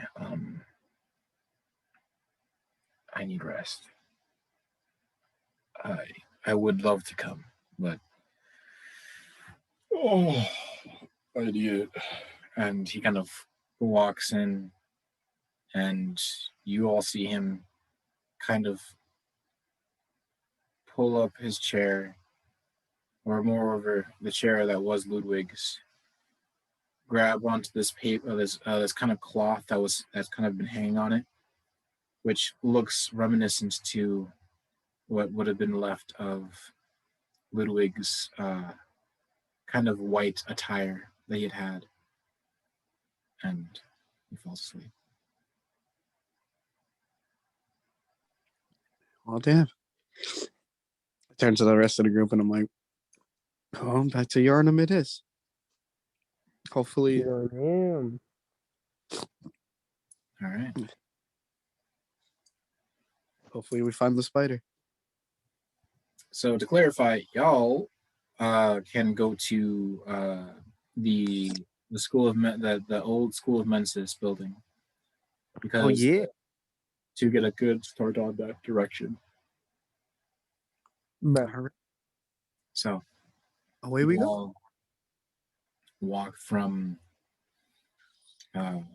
your place of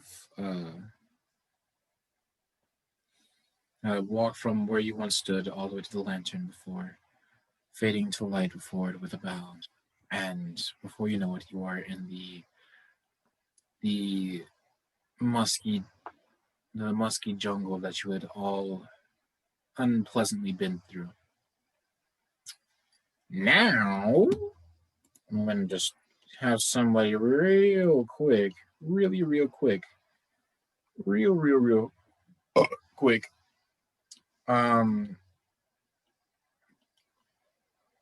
Roll me a d6. And the number is 1. All right. Fuck is moderate.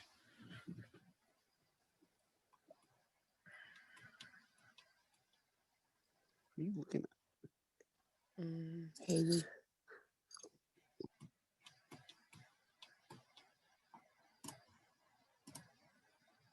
Give me a moment while I just make sure that I'm calculating this right. You good. This.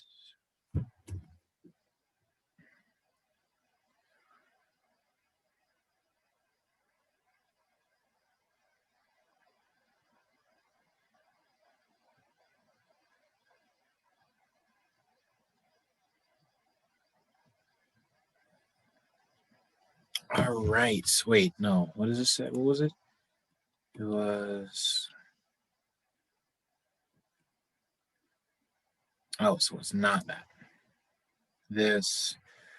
Ooh, cleared this times 4. Okay, let's see a creature with that much SP.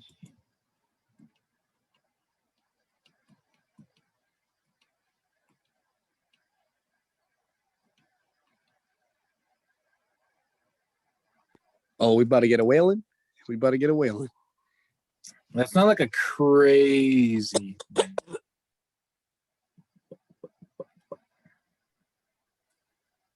Nothing wild. Okay. That still means I get to punch it. All right, 2 of you. That'd be 8, 9.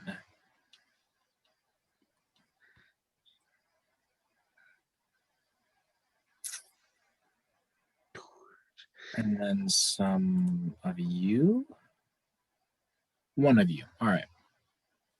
So, as you all begin to track your way back onto the path that you had been walking previously, that you were going to begin walking again, you see 2 purplish robed figures walking your direction. What do you do? They're just 2 shadowy figures. two hooded, almost kind of hold up, almost kind of almost blackish, blackish kind of blackish and gray, kind of ashen gray. Do they have like anything shiny on them? That's the only way Varynx would talk to him. Yes, in fact, they have an ornate bell that you can just barely see.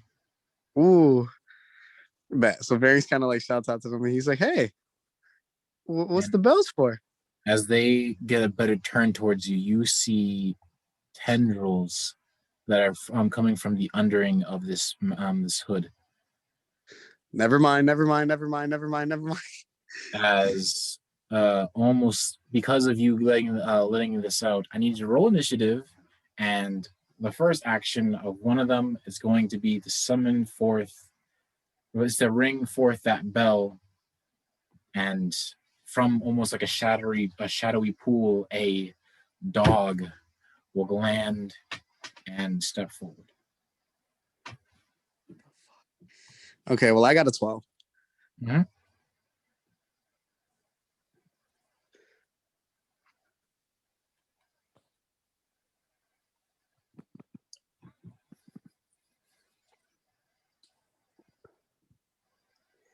Hooded figure just had a cool ass bell, man. I just wanted to ask him about it. Yeah. All right, so yes, roll me initiative. I roll it for these boys. Yes, sir. I got my 12. All right, you got My hand's asleep.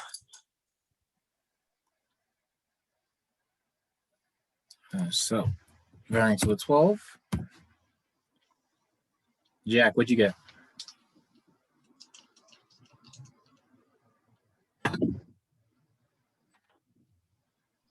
Jack, where you at? This is. I need you for this.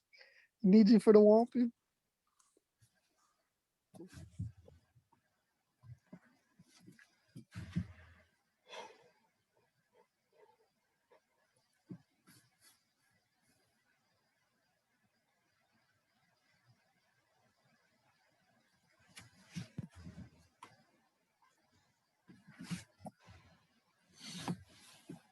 Oh, damn, and y'all forgot about the other thing. Shit. What other thing? So, so the hunters of the group have access to a thing called the memory altar in the dream. In the dream, the memory altar allows hunters to inscribe Carol runes into their mind and allows them to have power through it to some degree. It's not like spells or anything, but like it's like the runes give like some benefits and stuff. And You said that's for the Pale Blood Hunters, right? Yep, the Pale Blood Hunters. I thought Jalen said that was level 8. What? What is it? I think Jalen was talking to me earlier about it. I thought that was level 8, not yet, but No, it could be. What you're talking about is his level up. Not his level up. His ability score improvement that he wants to get into. Okay. Never mind that. Damn, I didn't know that. Sheet. Yeah. I know. Jalen wants to get this rune, which allows him to, instead of being a 1-for-1 with his hit dice, it'll be a 2-for-1. So whenever he has 1 hit dice, he'll make 2 vials.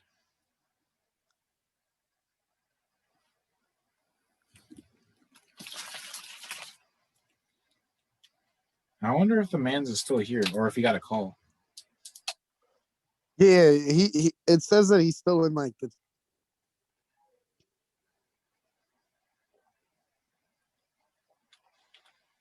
Yeah, I see him too. He still says that he's in the call.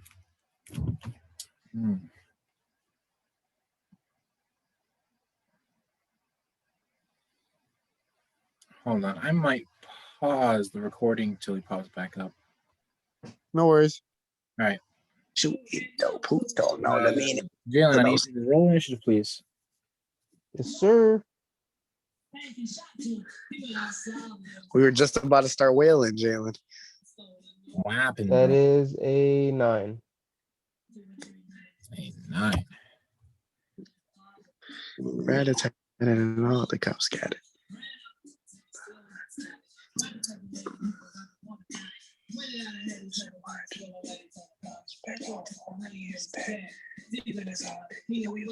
I don't know the words, so I just gotta look good while I do it.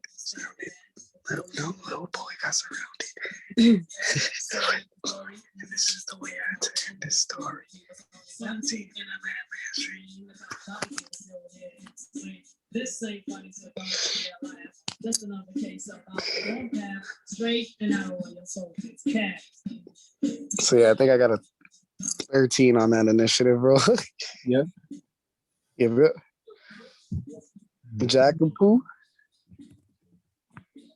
What about Jack? That initiative roll, boy. Oh, you already did. Got a 9 for him. Oh yeah.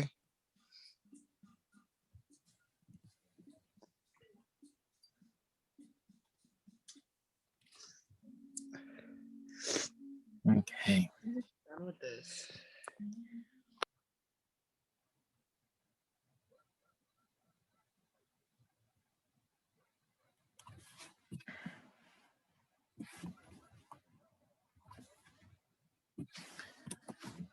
Uh,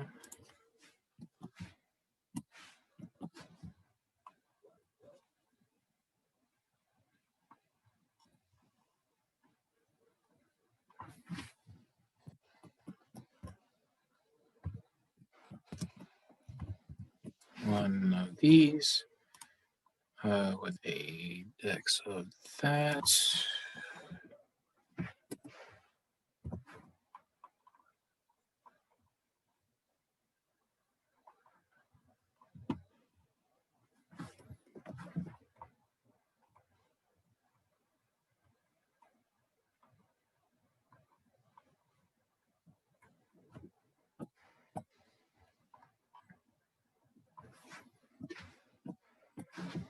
All right. So, Jesus fuck. Bro. Of course, I got a natural 20. Oh my god. Well, actually, the Chime Maiden got a 19, and the Hunting Hound got a 19 as well. So one's got 21, and the other one's got 20. Nice. Yeah. So let me put some battle music because I keep forgetting to put ambiance. All right. Let's go with a motherfucking.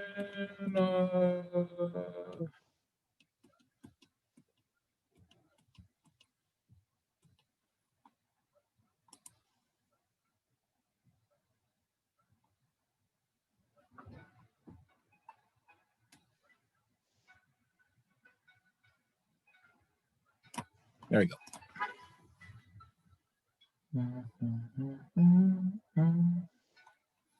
All right.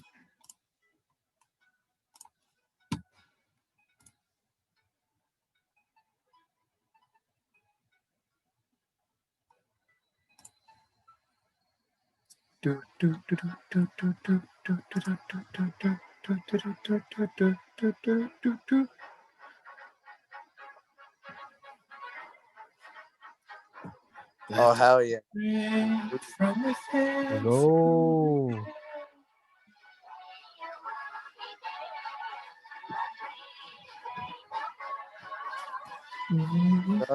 Punch this nigga. Catch a fire, it's taking control of you. Very exciting, flourish, let it flourish. It's really kind of forest.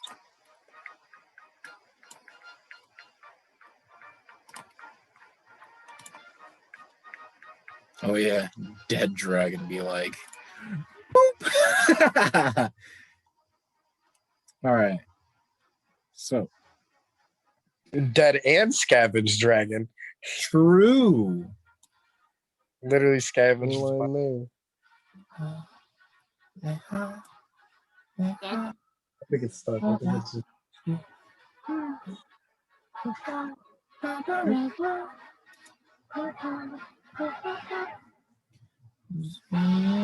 From within, from within.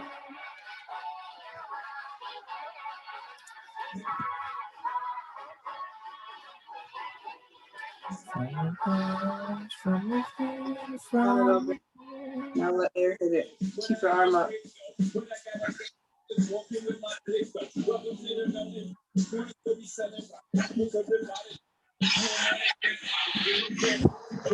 Okay.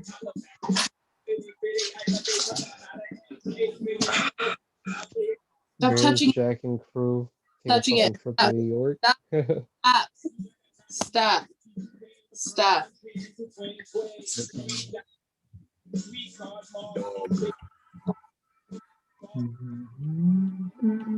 I know if you like this year. And I'll like the last year. Leave it. Yo, where are these great ones? Dead ass B.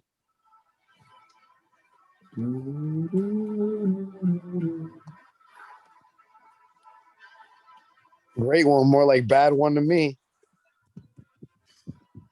My God. I feel like this is gonna be an ongoing bit. That's true. It's like great ones, more like bad ones. Am I right? That's the only way. Mans are gonna hit me with a women. That's the only way until one of them sends us into our own nightmare realm. Bro.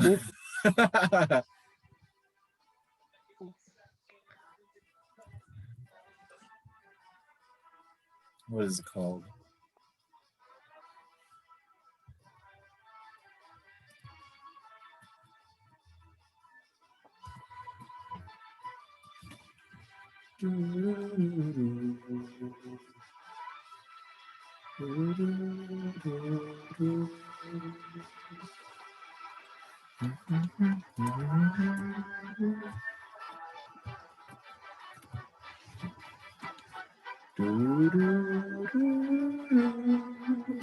That works.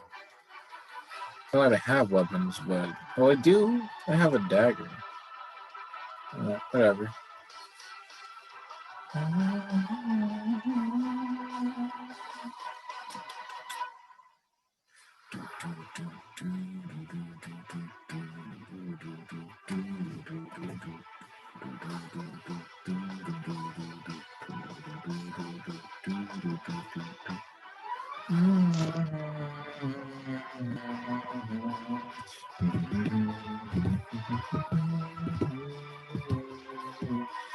All right. So it is the dog's turn. 40 feet of movement. 5, 10, 15, 20, 25, 30, 35. All right, that's enough. Let it be known, you all forgot, we all forgot, I should say, about the Carol runes. So, Yes, sir. Yes. Ooh. yep.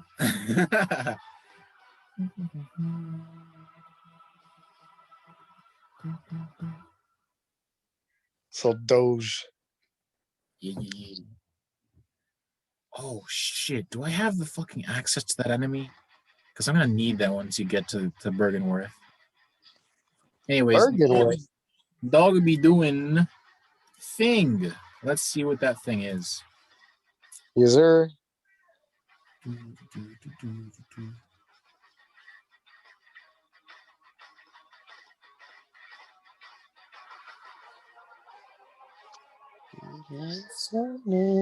didn't know it can do that.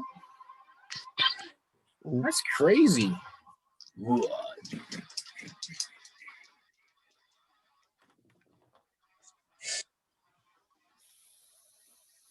That misses terribly. That lands. All right. And so it's going to go for Sebastian. That's the first thing you could see. Sebastian will take a d4 plus 2 of piercing. That is 6 damage in total so far. And it can use its bonus attack to make Because it landed an attack to make an additional attack, and it misses. Let's go. Miss him. Can't hit shit. You ain't about it. Does that literally hit him? Fuck.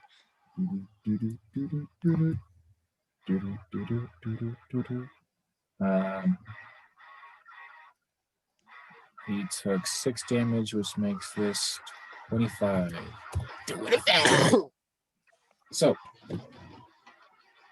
25 damage? yeah, he's on 25 health. He only has 31 and he took 6 damage. Gotcha. I was like, holy shit. One beast's turn. One of the Chime Maidens are going to send off a firebolt by shaking this bell and aiming its blast towards. Let's see the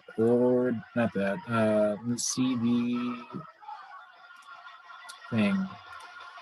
That's in the way. It's gonna be Jack. Jack, you're being targeted by a blast, while the other one is going to summon another monster. And how much is that gonna hit for? And if it is going to hit, what will it be?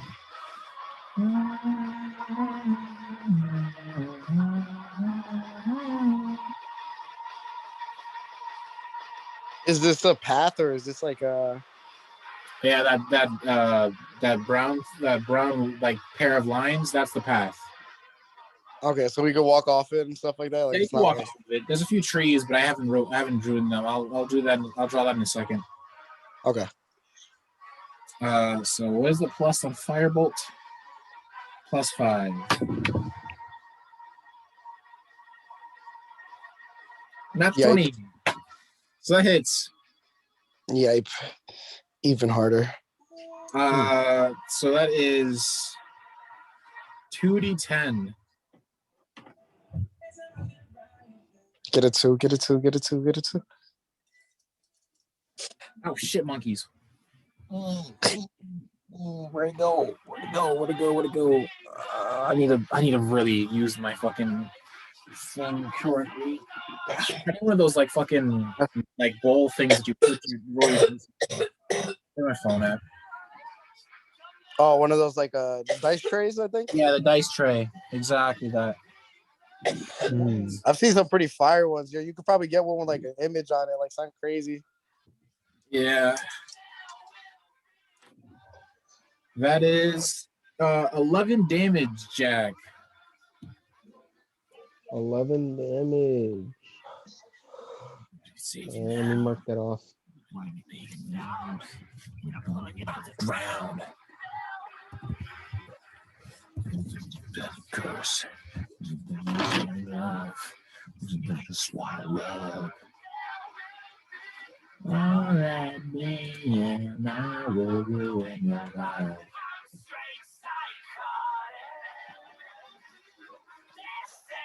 You should roll another one. Hold up, no, that's not another attack. It's going to, right now. I'm trying to figure out what it is summoning. Ooh. Is it based on like random roll thing or? Is raised by 1 tier if you feature a Chime Maiden. Okay. It does end up that way. So, what is it going to summon? I got to check my monster list. Give me a moment. There will be blood. We are turning down the knees. We run your sweet release. We bring your destiny. Now stand alive. The flames of paradise. It's going to summon a blood beast. Mm. Well, now I have to edit another thing.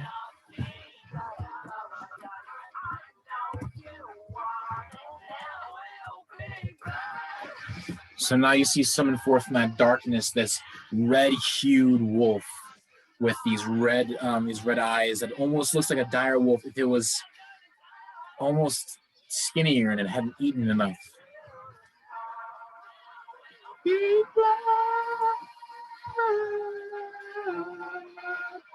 Blood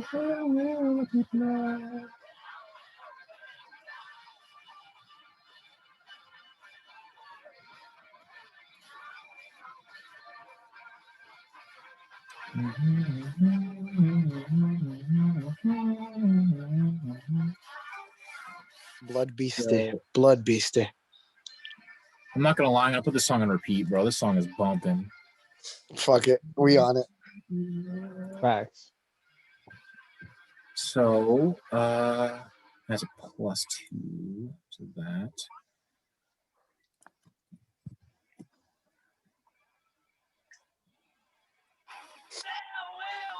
AC is that. HP is that.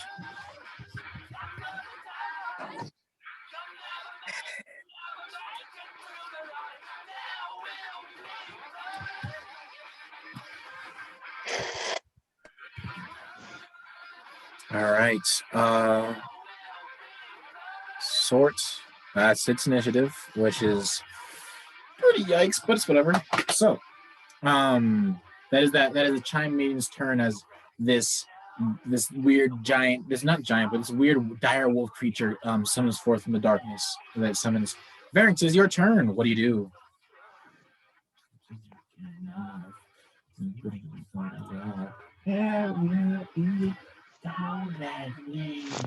Now will ruin your life. Psychotic.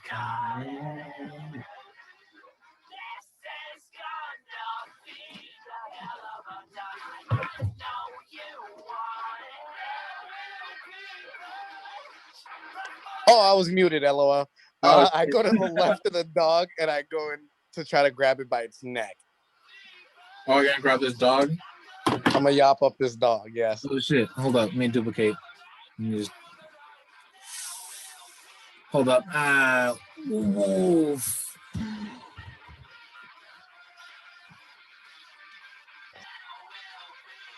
Swag. Swag dogging. Doggy be big. All right. Yeah. So you're gonna come around and grab this dog. Yeah, one more up, like right next to the dog. All right. So go ahead and roll a grapple check. I'll roll a opposing strength check to grapple it.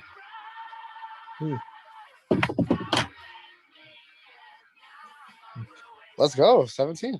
Bro's got 2, bro. Oh my Oh, lord. man. Bro, niggas cannot be grabbed, bro. Yeah, you grab it. So yes, you grab it, which allows you to have Bonus action, spider and be able to move it as you see fit.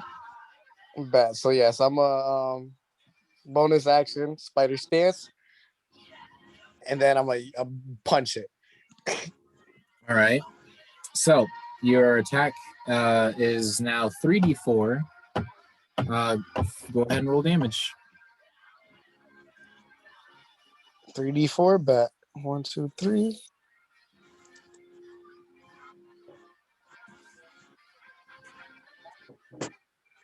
Oh, max damage! Yikes, bro. 12 damage, right? Yes, sir. Sheesh, damn, you be punching. We punch it today. Bro, straight punching. Yeah, beat on these niggas. And then will be blood. I just yap up this dog, grab it by its neck, and just punch. You just like grab it by the, like its fucking scruff, and it's messed up in that splish. Oh my god. All right, No. that is your turn. Yes, sir. All right, Jack, it is your turn. Oh, did you move it at all? Because if you move it, it'll give Jack an opportunity attack. I could only punch or move, so I punched. Oh, I thought you could do it at the same time. Nah, it's just one or the other. All right. That's fair. So, yep, Jack, it is your turn. There is a grappled dog before you. All right. So what I'm finna do is now I'm a box this dog. So I'm gonna dual wield what is it, Raijin in my right hand, along with Yarnum Spine and its rapier mode in my left. All right. So yes, you just skirmish, like almost like this. Bring out both these weapons. And I'm gonna make an attack with Raijin. All right, go ahead. And don't forget, if you do land, add a charge. Yep. And I think you have advantage on this attack because it's grappled. Mm-hmm. Mm-hmm. Does a 23 hit? Yes, 23 hits. Oh Definitely yeah. should, yeah. Definitely should.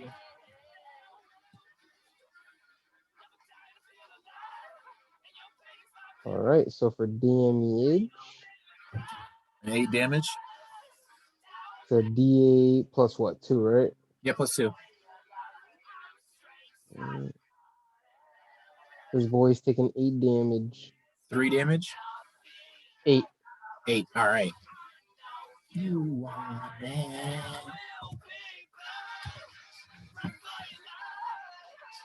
I know I say your last. This creature is very hurt.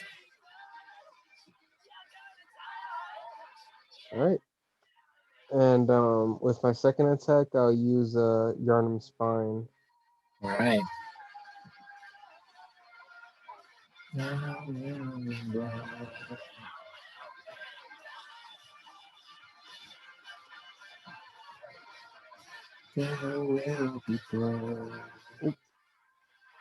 Same roll. All right. That definitely hits. Bet. So I'll roll the damage, and that is a 7. 7. Yep. That is a dead dog. Let's go. But I'm not going to read it just in case it gets summoned back. But I'll have to reroll its initiative for it.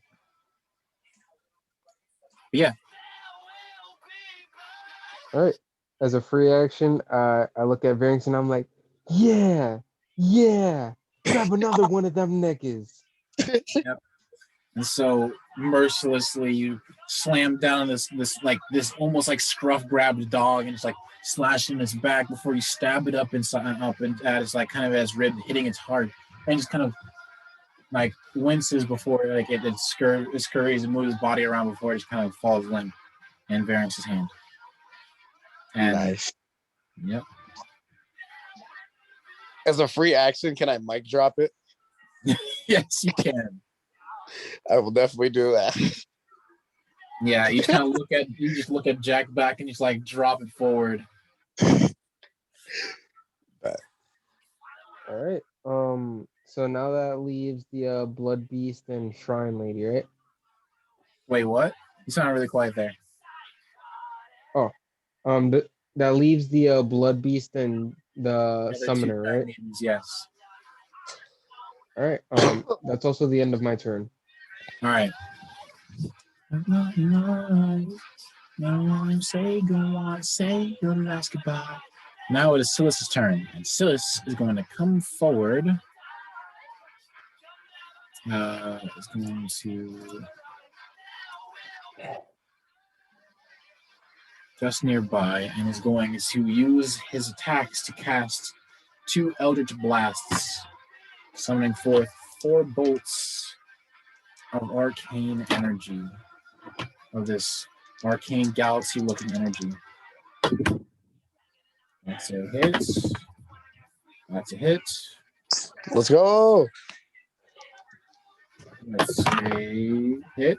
That's a. Not that hit.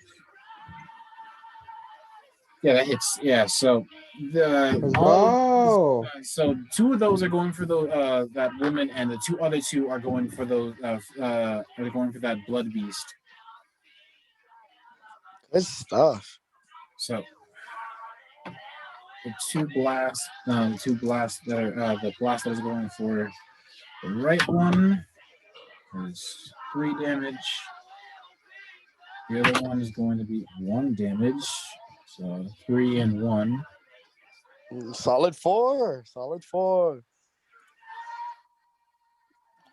Maiden 1 takes this. Maiden 2 takes this. There will be blood.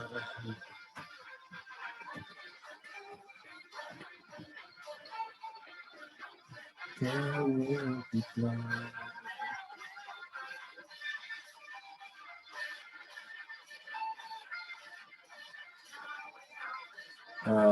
And then the Blood Beast is taking 2 blasts up front.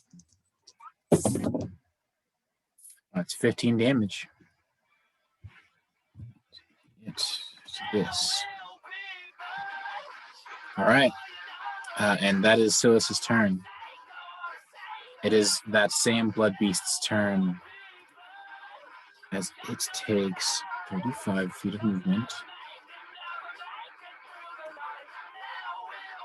5, 10, 15, 20, 25, 30, 35. Just making it to Jack. Before it will...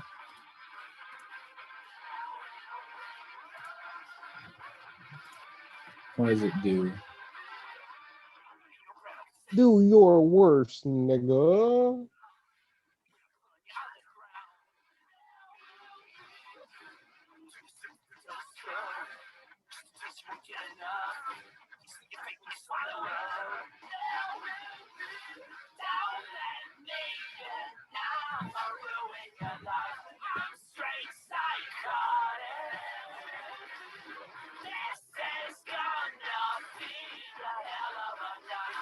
What the fuck is this?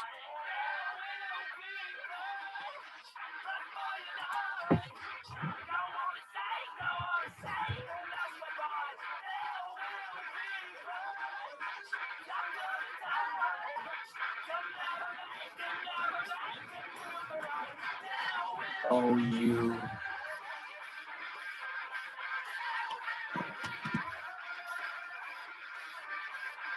Whip.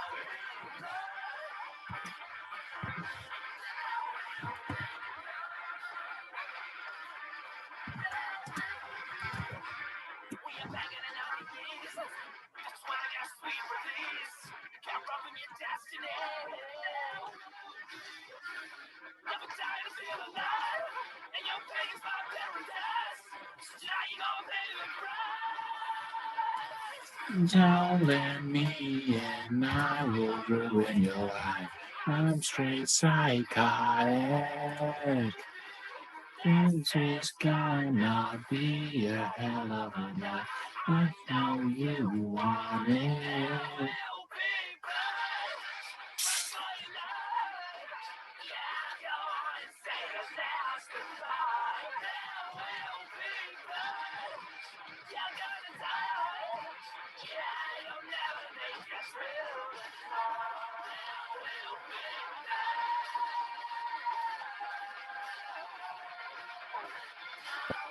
Everything good?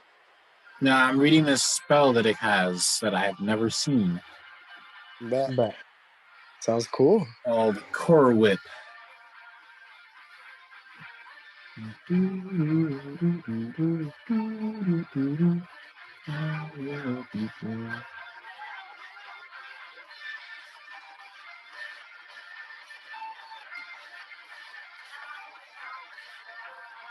Man, fuck it. I'm gonna just ignore this and pull up this other move, which it is going to do a bite attack against Jack with a +5. Jesus Christ, man. Why are these attacks always landing over 20? It's not even a natural 20. This is just like 22. Jesus. All right. It's going to land a bite attack. and deal 1d6 plus 3, which is 8 damage, and is going to activate its once per turn ability called Transfusion, and is going to deal an extra 3d6 and heal from that.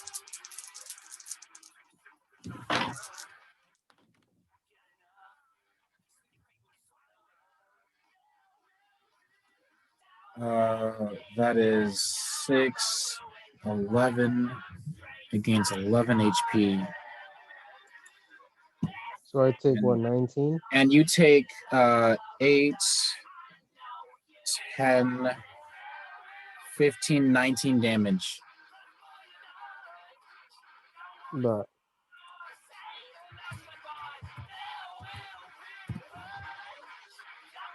How much HP is that?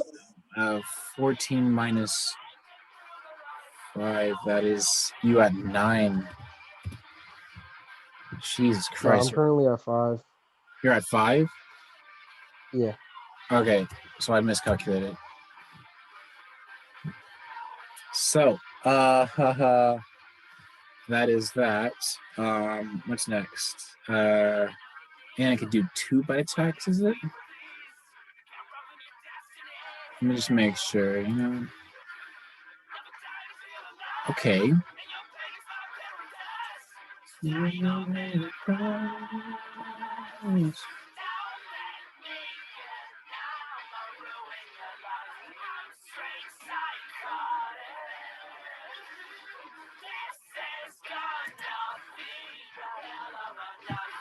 know you want it.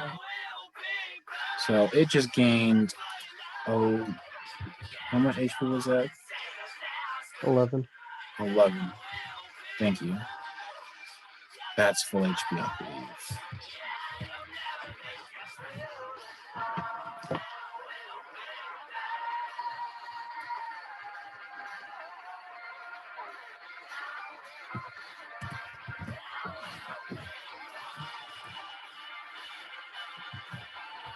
Oh no, it's not full HP, but it is sitting pretty.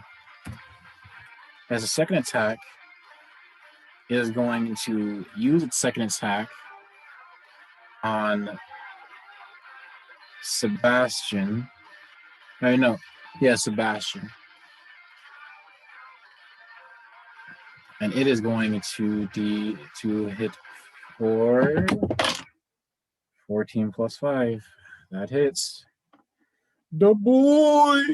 The boy! I can't do that thing, so d6 plus 3. 4 damage. 4 damage on the boy.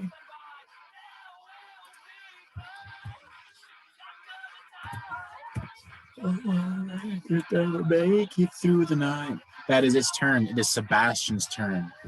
And Sebastian, with his scythe out, is going to retaliate.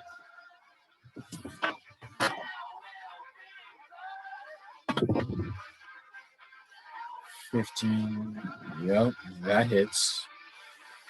And he is going to encase his weapon with his bonus action, dipping it into his side again as he lifts his undershirt to stab himself. As the blade reaches out, covered in that blood again. He's going to now land his first attack. That is 13 damage. This is gonna be a hell of a night.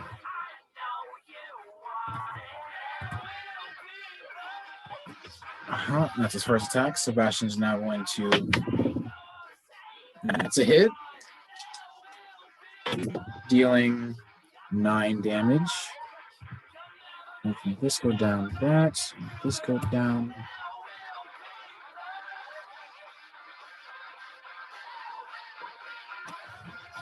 All right. And Sebastian is going to withhold his. No. Wait. Actually, yeah, he's gonna keep his transformation attack so he can have his reaction. All right. So it is now the top of the order. is well, I mean, top of the order is dead, so it is the Chime Maiden's turn, and they will both set off these blasts into the group. One at Silas, and one at Varynx, because he has not been touched.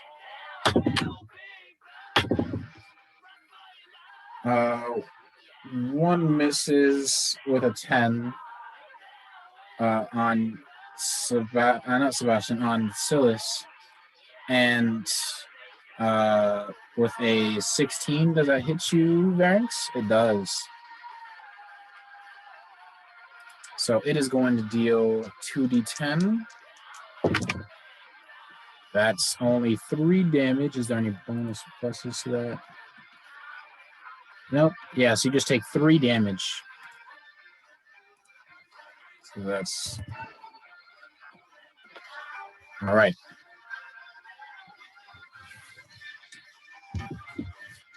And that is the Chime Maiden's turn. Varynx, it is your turn. You were just blasted with arcane fire from these strange women and their bells.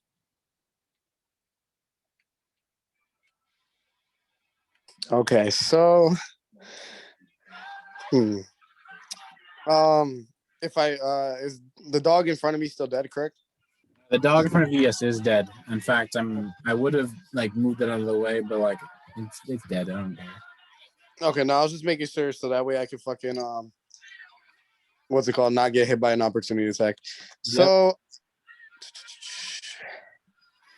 I'm just making sure I can hit. 1, 2, 3. Do you have the cone for Death March or no? I can make it again. Okay. Let me just 15-foot cone. Like if I just went straight. Hold on a second, I'm making it here. No problem.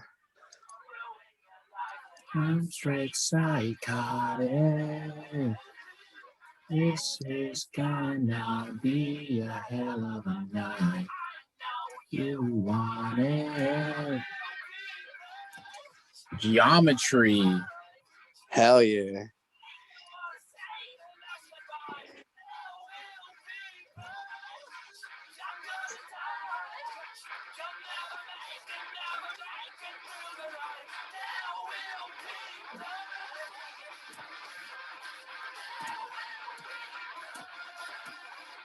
Dang it.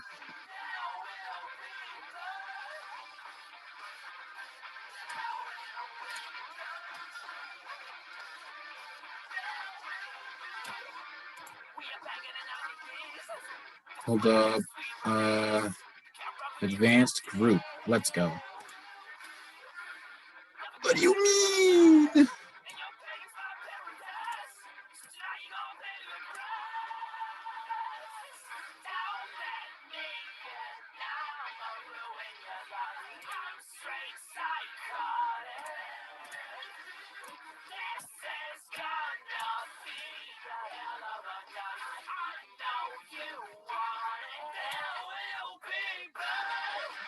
Like if I went as far as I possibly could, I have a 30 feet movement. So I was thinking like 30 feet of movement and trying to if you want to hit the dogs, yeah, you can do that. Like it's like no, what is it? No. To like try to run as far as I can to hit the 2 guys in the back. Oh, okay. So from here or no here 5, 10, 15, 20, 25, 30. Wait, no, hold up. 5. I was right next to the dog. 5, 30. Oh, right next to it. 5, 10, 15, 20, 25, 30. Yup. All right. Yup. That's what we doing. Don't mind me as I get cute on them. Yes. Yes, and so you just are preparing this bolt that you just pull out as a bonus action. You switch out and pull this your loot, and I need you to roll a performance roll to see the scale of damage you do with Death March. Bet, let's do this. Let's do this. No. Holy shit, it's a 29. Oh Okay. my. Look at the scale on your character sheet to see the damage. Bet. So we about to do bada bing, bada boom for the death march. Hold on, sorry. Isn't that like So 38? 25 and up, enemies are pushed away on their turn and take 4d8 plus 2. 48. So go ahead and roll 48 and just keep that number in mind for when it's their turn again. Oh, wow. That's 14 and plus 2, that's 16. That's 16. All right. So just keep that number in mind when we go through turns. So that's your turn, right? Yes, sir. All right. So keep that 16 in mind. That was your turn. It is Jack's turn. Jack, what do? You are at 5 health. And there is So this. how far away do they get pushed back? Oh, they never got pushed back yet. It's on their turn that they get pushed back and take the damage. Ah, okay. Well, I should definitely heal myself, so I think I'll take a bonus action and do that. All right. So bonus action, take out a vial. Yeah. Alright. Ooh, okay. 11. I heal for, let me see, 11 doubled, 22. 22. That means you're at 27. Yes, sir. Jeez, man. You just said juicing. Whoa. Alright, so that means no AC boost or transformation attack, but I'm feeling good. Alright, so what I'm gonna do is, let me see. Oh, wait, right, rally. I'm gonna hit Doggo. All right. Yeah. Rally. How much damage you take? I took 8 from its bite, and then it did 11 from the heal thing. But I think at most I'm only able to heal up to 3 health per rally right now. No, I think because we defined that it'll be half the damage you took because Rally's dumb. Oh, In the game, you get a lot of health back. 11 plus 8, that's 19. Half of 19 rounded down, right? Round it down, yes. That'd be what, 9? For 9, but did you land the Yeah, attack? 9. Question. Yeah, I'm about to roll now. Mhm. So I'll attack him with Raijin as well.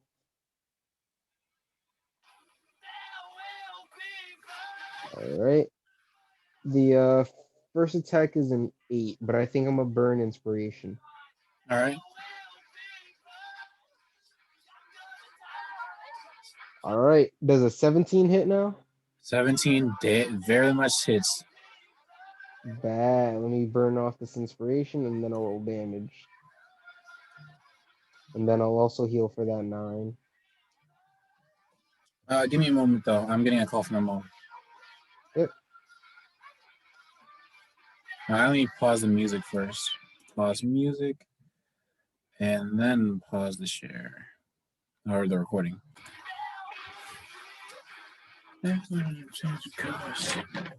All right. So you healed for up to max health after your rally attack. Yep. That also puts me up a charge. All right.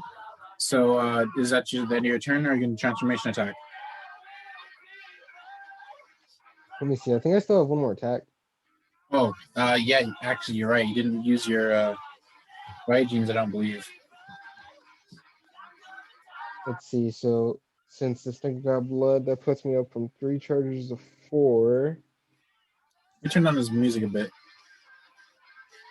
You know, that's 1, 2, 3, 4, 5, 6, 7, 8.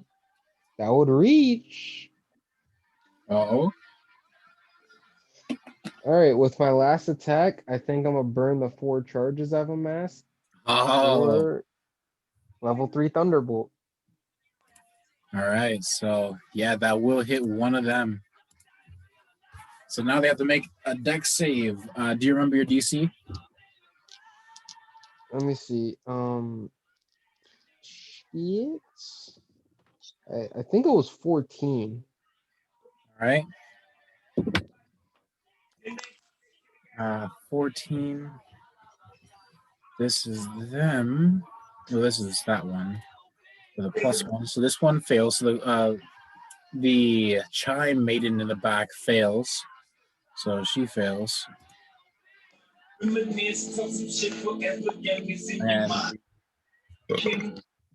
much dex does this thing have? What numbers do you add to verify that again? I just want to make sure. Wait, what? So like check the DC. Because DC requires you to have a spell saving throw, and as a non-spellcaster using a spell weapon that needs a DC, I think what I came across was it was going to be your Dex plus 8 plus your proficiency. Yep, 14. 14, right. So, Handmaiden fails while the blood beast in front of you succeeds. All right. So they take. Yeah, how much damage? Oh, actually, they take the blood beast takes half damage. Yep.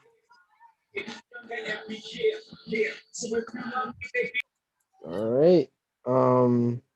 The blood beast is gonna take 15, while the shrine maiden is taking a solid 30.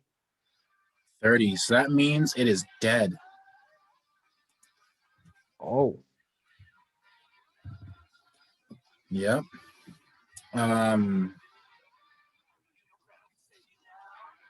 The blood beast takes 15. Making this go down to that minus that equals that. All right. All right. This and creature that'll be my turn. taking damage. Go ahead. Does it look hurt at all? The blood beast or blood beast, it took damage. Like as it kind of like it leaves kind of to the side, still getting singed by the lightning that jettisons off in its direction from this red lightning coming off of Raijin's. It almost directly impacts the chime maiden in the back that kind of like raises a tentacle-like face before it shakes and all of its body begins to twitch as it takes the full blunt of this and like just like falls back in a like a burst before falling to the ground and just falling limp. The blood beast took a good bit of damage, but is not anywhere that it can't survive. It's kind of fine right now. And that's your turn, right? Yes, sir. Now it's time for Silas and his other 4 thing. That's a hit. That's a hit. Okay, so 2 hits. That's a miss. Not hits. And that's a hit. So one of these D10s are going to strike at the blood beast, while the other 3 are going to go for this woman in the back. So I'll just throw out the 3. Dealing 16 damage. Actually having its health at the moment.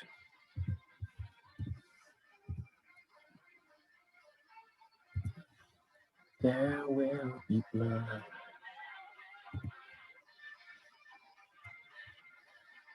Actually, so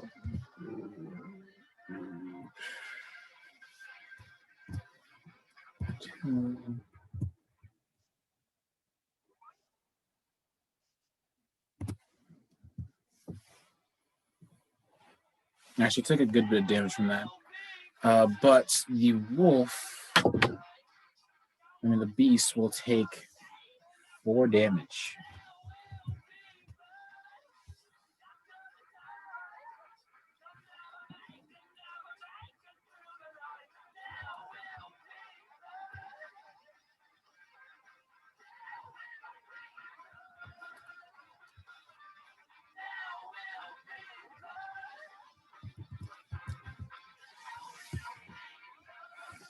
It's actually nice. There we go. So that's Silas's turn. It is the Blood Beast's turn. And it is going to retaliate on you, Jack, with its 2 attacks, directing both of them towards you. Bet. That's in 22, and that's a 20. Jesus Christ. That plus, I don't know why this +5 is always rolling. This Blood Beast is rolling high, bro.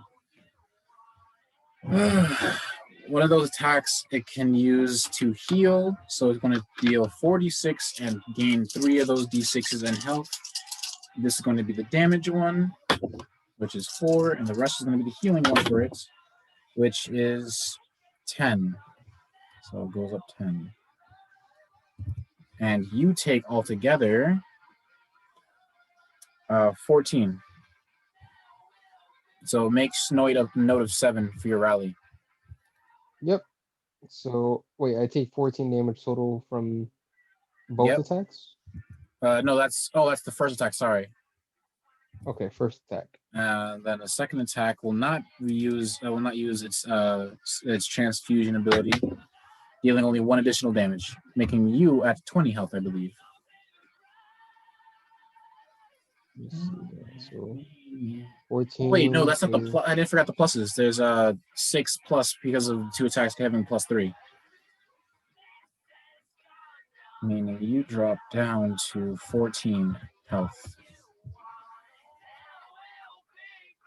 So, hold up. No, so the first attack was the stronger one. So I think altogether it's how much? It was 14 plus 1 plus 6, so it's 15 plus 6 is 21. 21, and half 21 rounded down is 10. Well, what is it? Oh wait, no, it's the last attack. The last attack was a 1 plus 3. You would only get you gain back 2. That's fine. So I took 22, you said? 21? Yep, 21. So you should be at 14. Yes. Okay. So yeah, whenever you do land your attack, it'll be plus 2. All right. And it is Sebastian's turn, and Sebastian is going to try to land some attacks. Natural 20. He's going to reroll this with inspiration. Oh. Yo, damage. So these he's going to remove. He's going to lose a hit dice to keep thing up. So he's now off 2, and he has 3 left.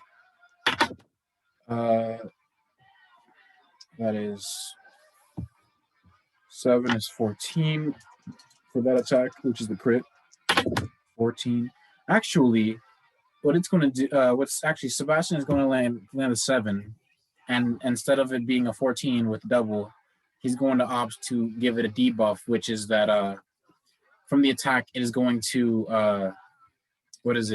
have a debuff, which is like Sebastian is going to go basically for like basically its head giving you all an advantage. So he just stabs into the side of this creature's like the side of its head, gouging at its side, weakening it very significantly, allowing it easier hits.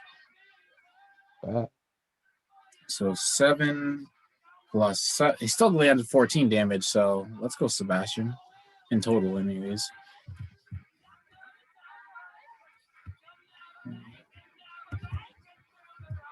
And this is all right. And that was his 2 attacks, which both land. Is he gonna transformation attack? He's not gonna transformation attack. God, I need to give him something for his AC, man. Anyways, it is the top of the order, and it is the Chime Maiden, the one Chime Maiden's turn. She's gonna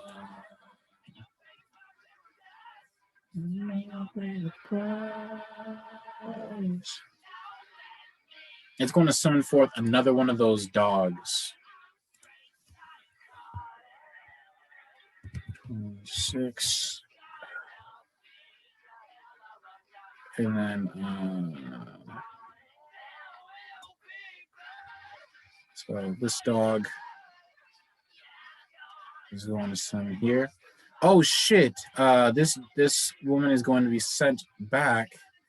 5, 10. Wait, 5, 10, 15, 20 feet, and is going to take. That's 16. Was it Varynx? 16. Yes, sir. A hot and pop is 16. All right, it's 16.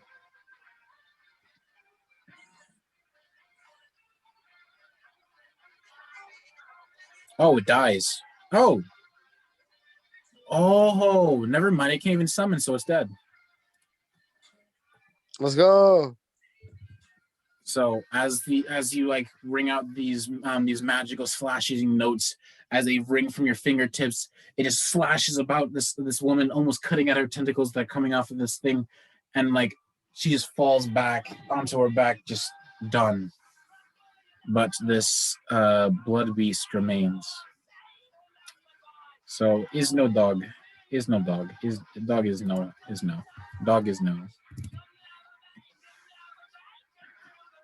All that is left is this blood beast, and Varynx, is now your turn.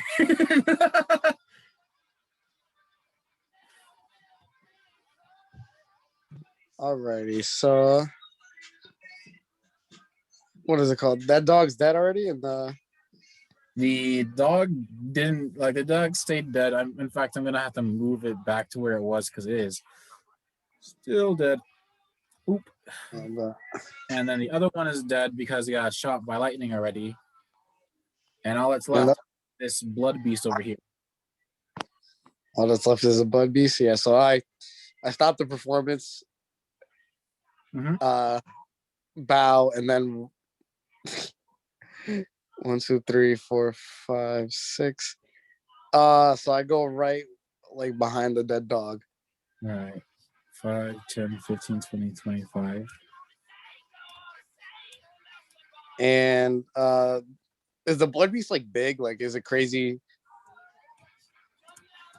Like, do I want to grapple? Would it be nuts or not? It's not like a crazy big thing. It's big, but you could still grapple. Like you could just like grab both hands and like get in a jab if you want to do it. It's like, think of it like a large husky essentially. Okay, yeah. So I'm gonna grab that one as well. I'm gonna go and try to grapple that boy. All right, is going to roll an opposing strength check. It got a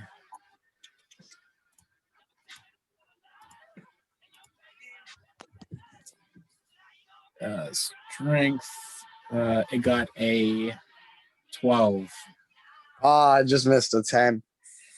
Yeah, so as you try to grab it, it just rings you off of it with its large body.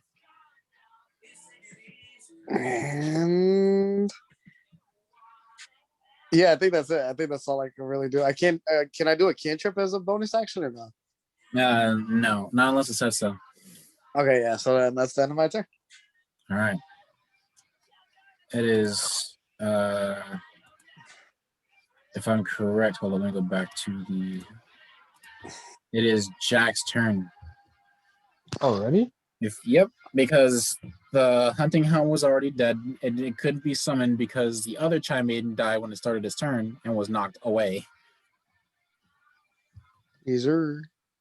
So last Pharynx one. went off to try to grapple the wolf of the blood beast before it ringed them off, and now it is your turn. Bad, bro. So what I'm about to do to this nigga gonna be filthy. All right. I'm gonna do this nigga on absolute filth. Now remember, your attacks have advantage because of Sebastian's crit. I'm finna do him absolutely filthy. I'm gonna use a bonus action to damage myself and do 4d4. Oh man. Oh. All right, roll the damage. This can potentially kill me, but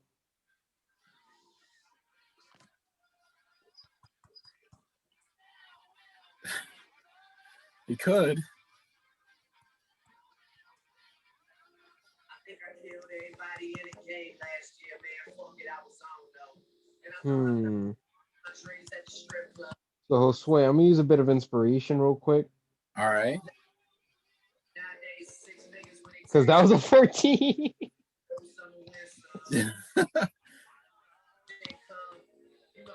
All right. So I take 11 damage. All right. Putting you at 3 health. Yep. And oh shit. Well, I'm going to blast this nigga, yeah. All right. Roll your lightning bolt attack.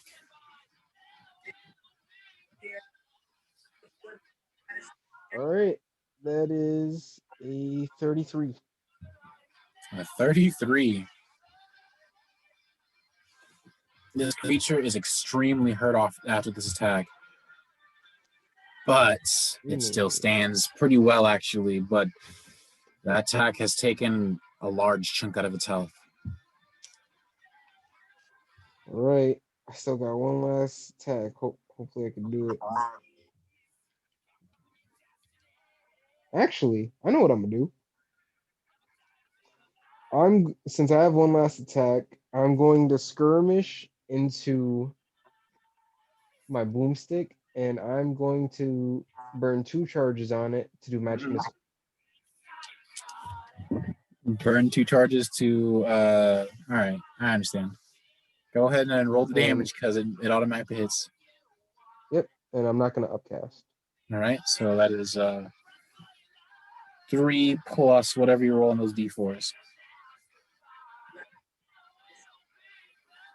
10 damage total. 10 damage total. Giving another slash at its health bar. That's your turn? Yes, sir. Yep, so Jack, you just kind of like you just grab your blade and bring it across your wrist as the blood leaks down this ornate design of lightning and clouds before you see the electricity building up in the crystal. And you use it. You kind of grab it with one hand and raise it again and fire off this lightning. Oh wait, I needed to roll a dex save for it to see if it even took full of that damage. It took half. Shit. How much is the damage 16. total? It was like 30 what? It was 33, so to round it down, he takes 16. It gains 16 health back instead, so making it have Oh, wait, because of rally, I gained 2. So I'm put up to 5. yeah, your rally is 5 right now, right? Yeah, I'm at 5 health now. Oh yeah, because it hit. So you're at 5.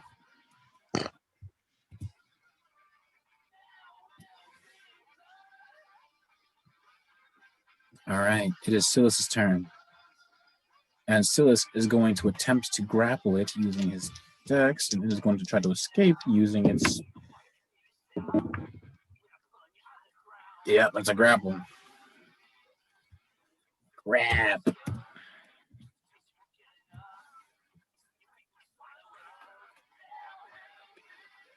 Silas is going to inflict, I think it's like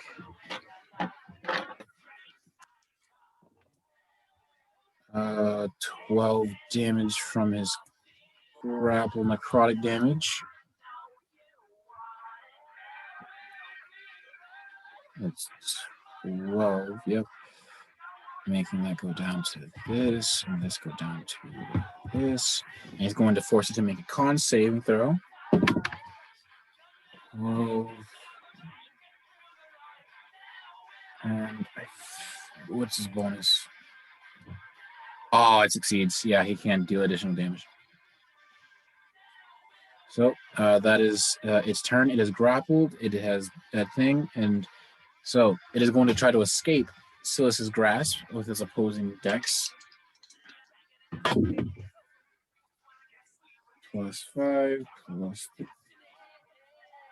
Shit, it's a tie. I'll reroll.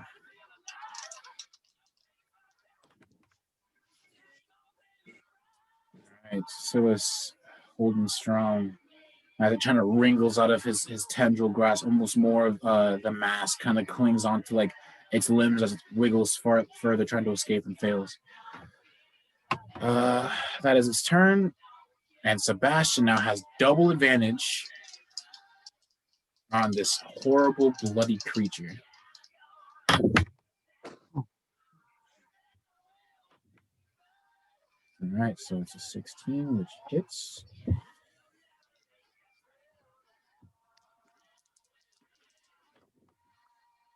$17. All right.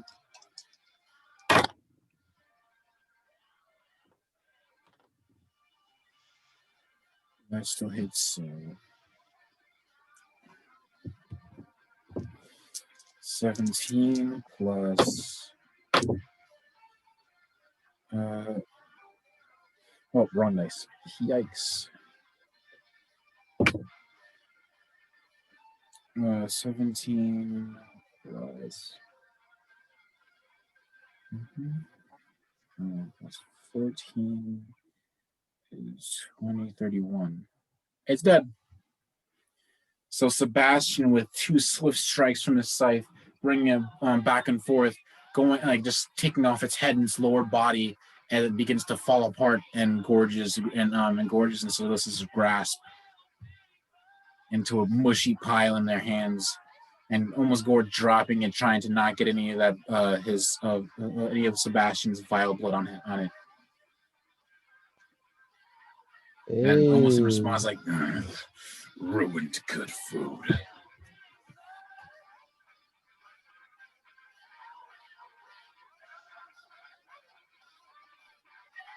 Oh man, goddamn, we did it. I told you it could summon way worse creatures. In fact, I could have instead of having a hunting hound, it could have been multiple blood beasts, and they all had like 114 HP. 114? Yup.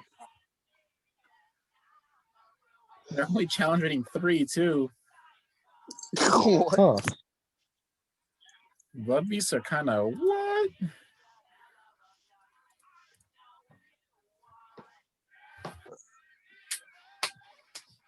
But bet. So, end of combat? End of combat. So let me just turn off this bump in battle music that we've had going for a bit. Yes, sir. Yes, sir. Yeah. So, do you guys wish to continue your path onward? Yeah. All right. Continue on. Sure. So, in no more than a couple of hours, you begin to travel, and before you find a open area. Here, you see this large tombstone in the center, and just about like 3 other tombstones, while several decently sized rocks with a mark of an X, or what you can just barely make out to be a hunter's symbol.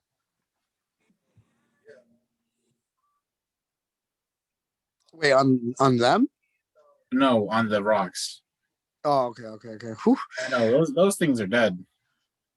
Okay, cool. Yeah, so The only thing they had on them of possible worth was those bells. Everything else is just a monster. So it was just 2 bells if you wanted to grab those. Yeah.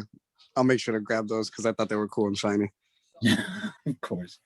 I swear, if I spun a disco ball in front of Varynx, he'd be like, woo! Hell yeah, just yop it.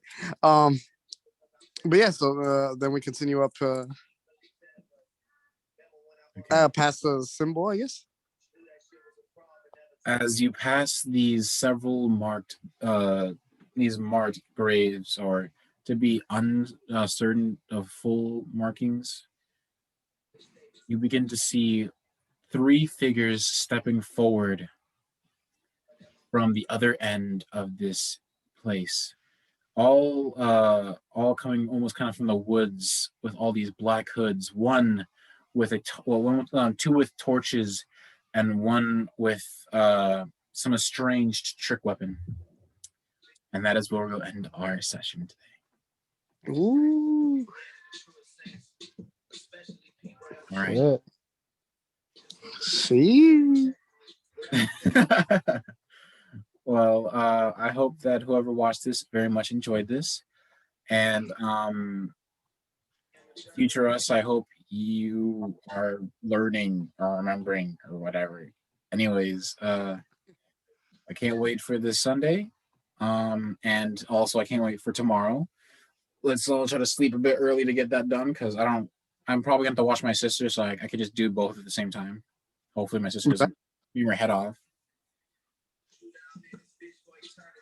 All right. Bro. Yeah. I'm glad to have you all, and yeah, I guess that'll be it. Shout out Josue. Peace.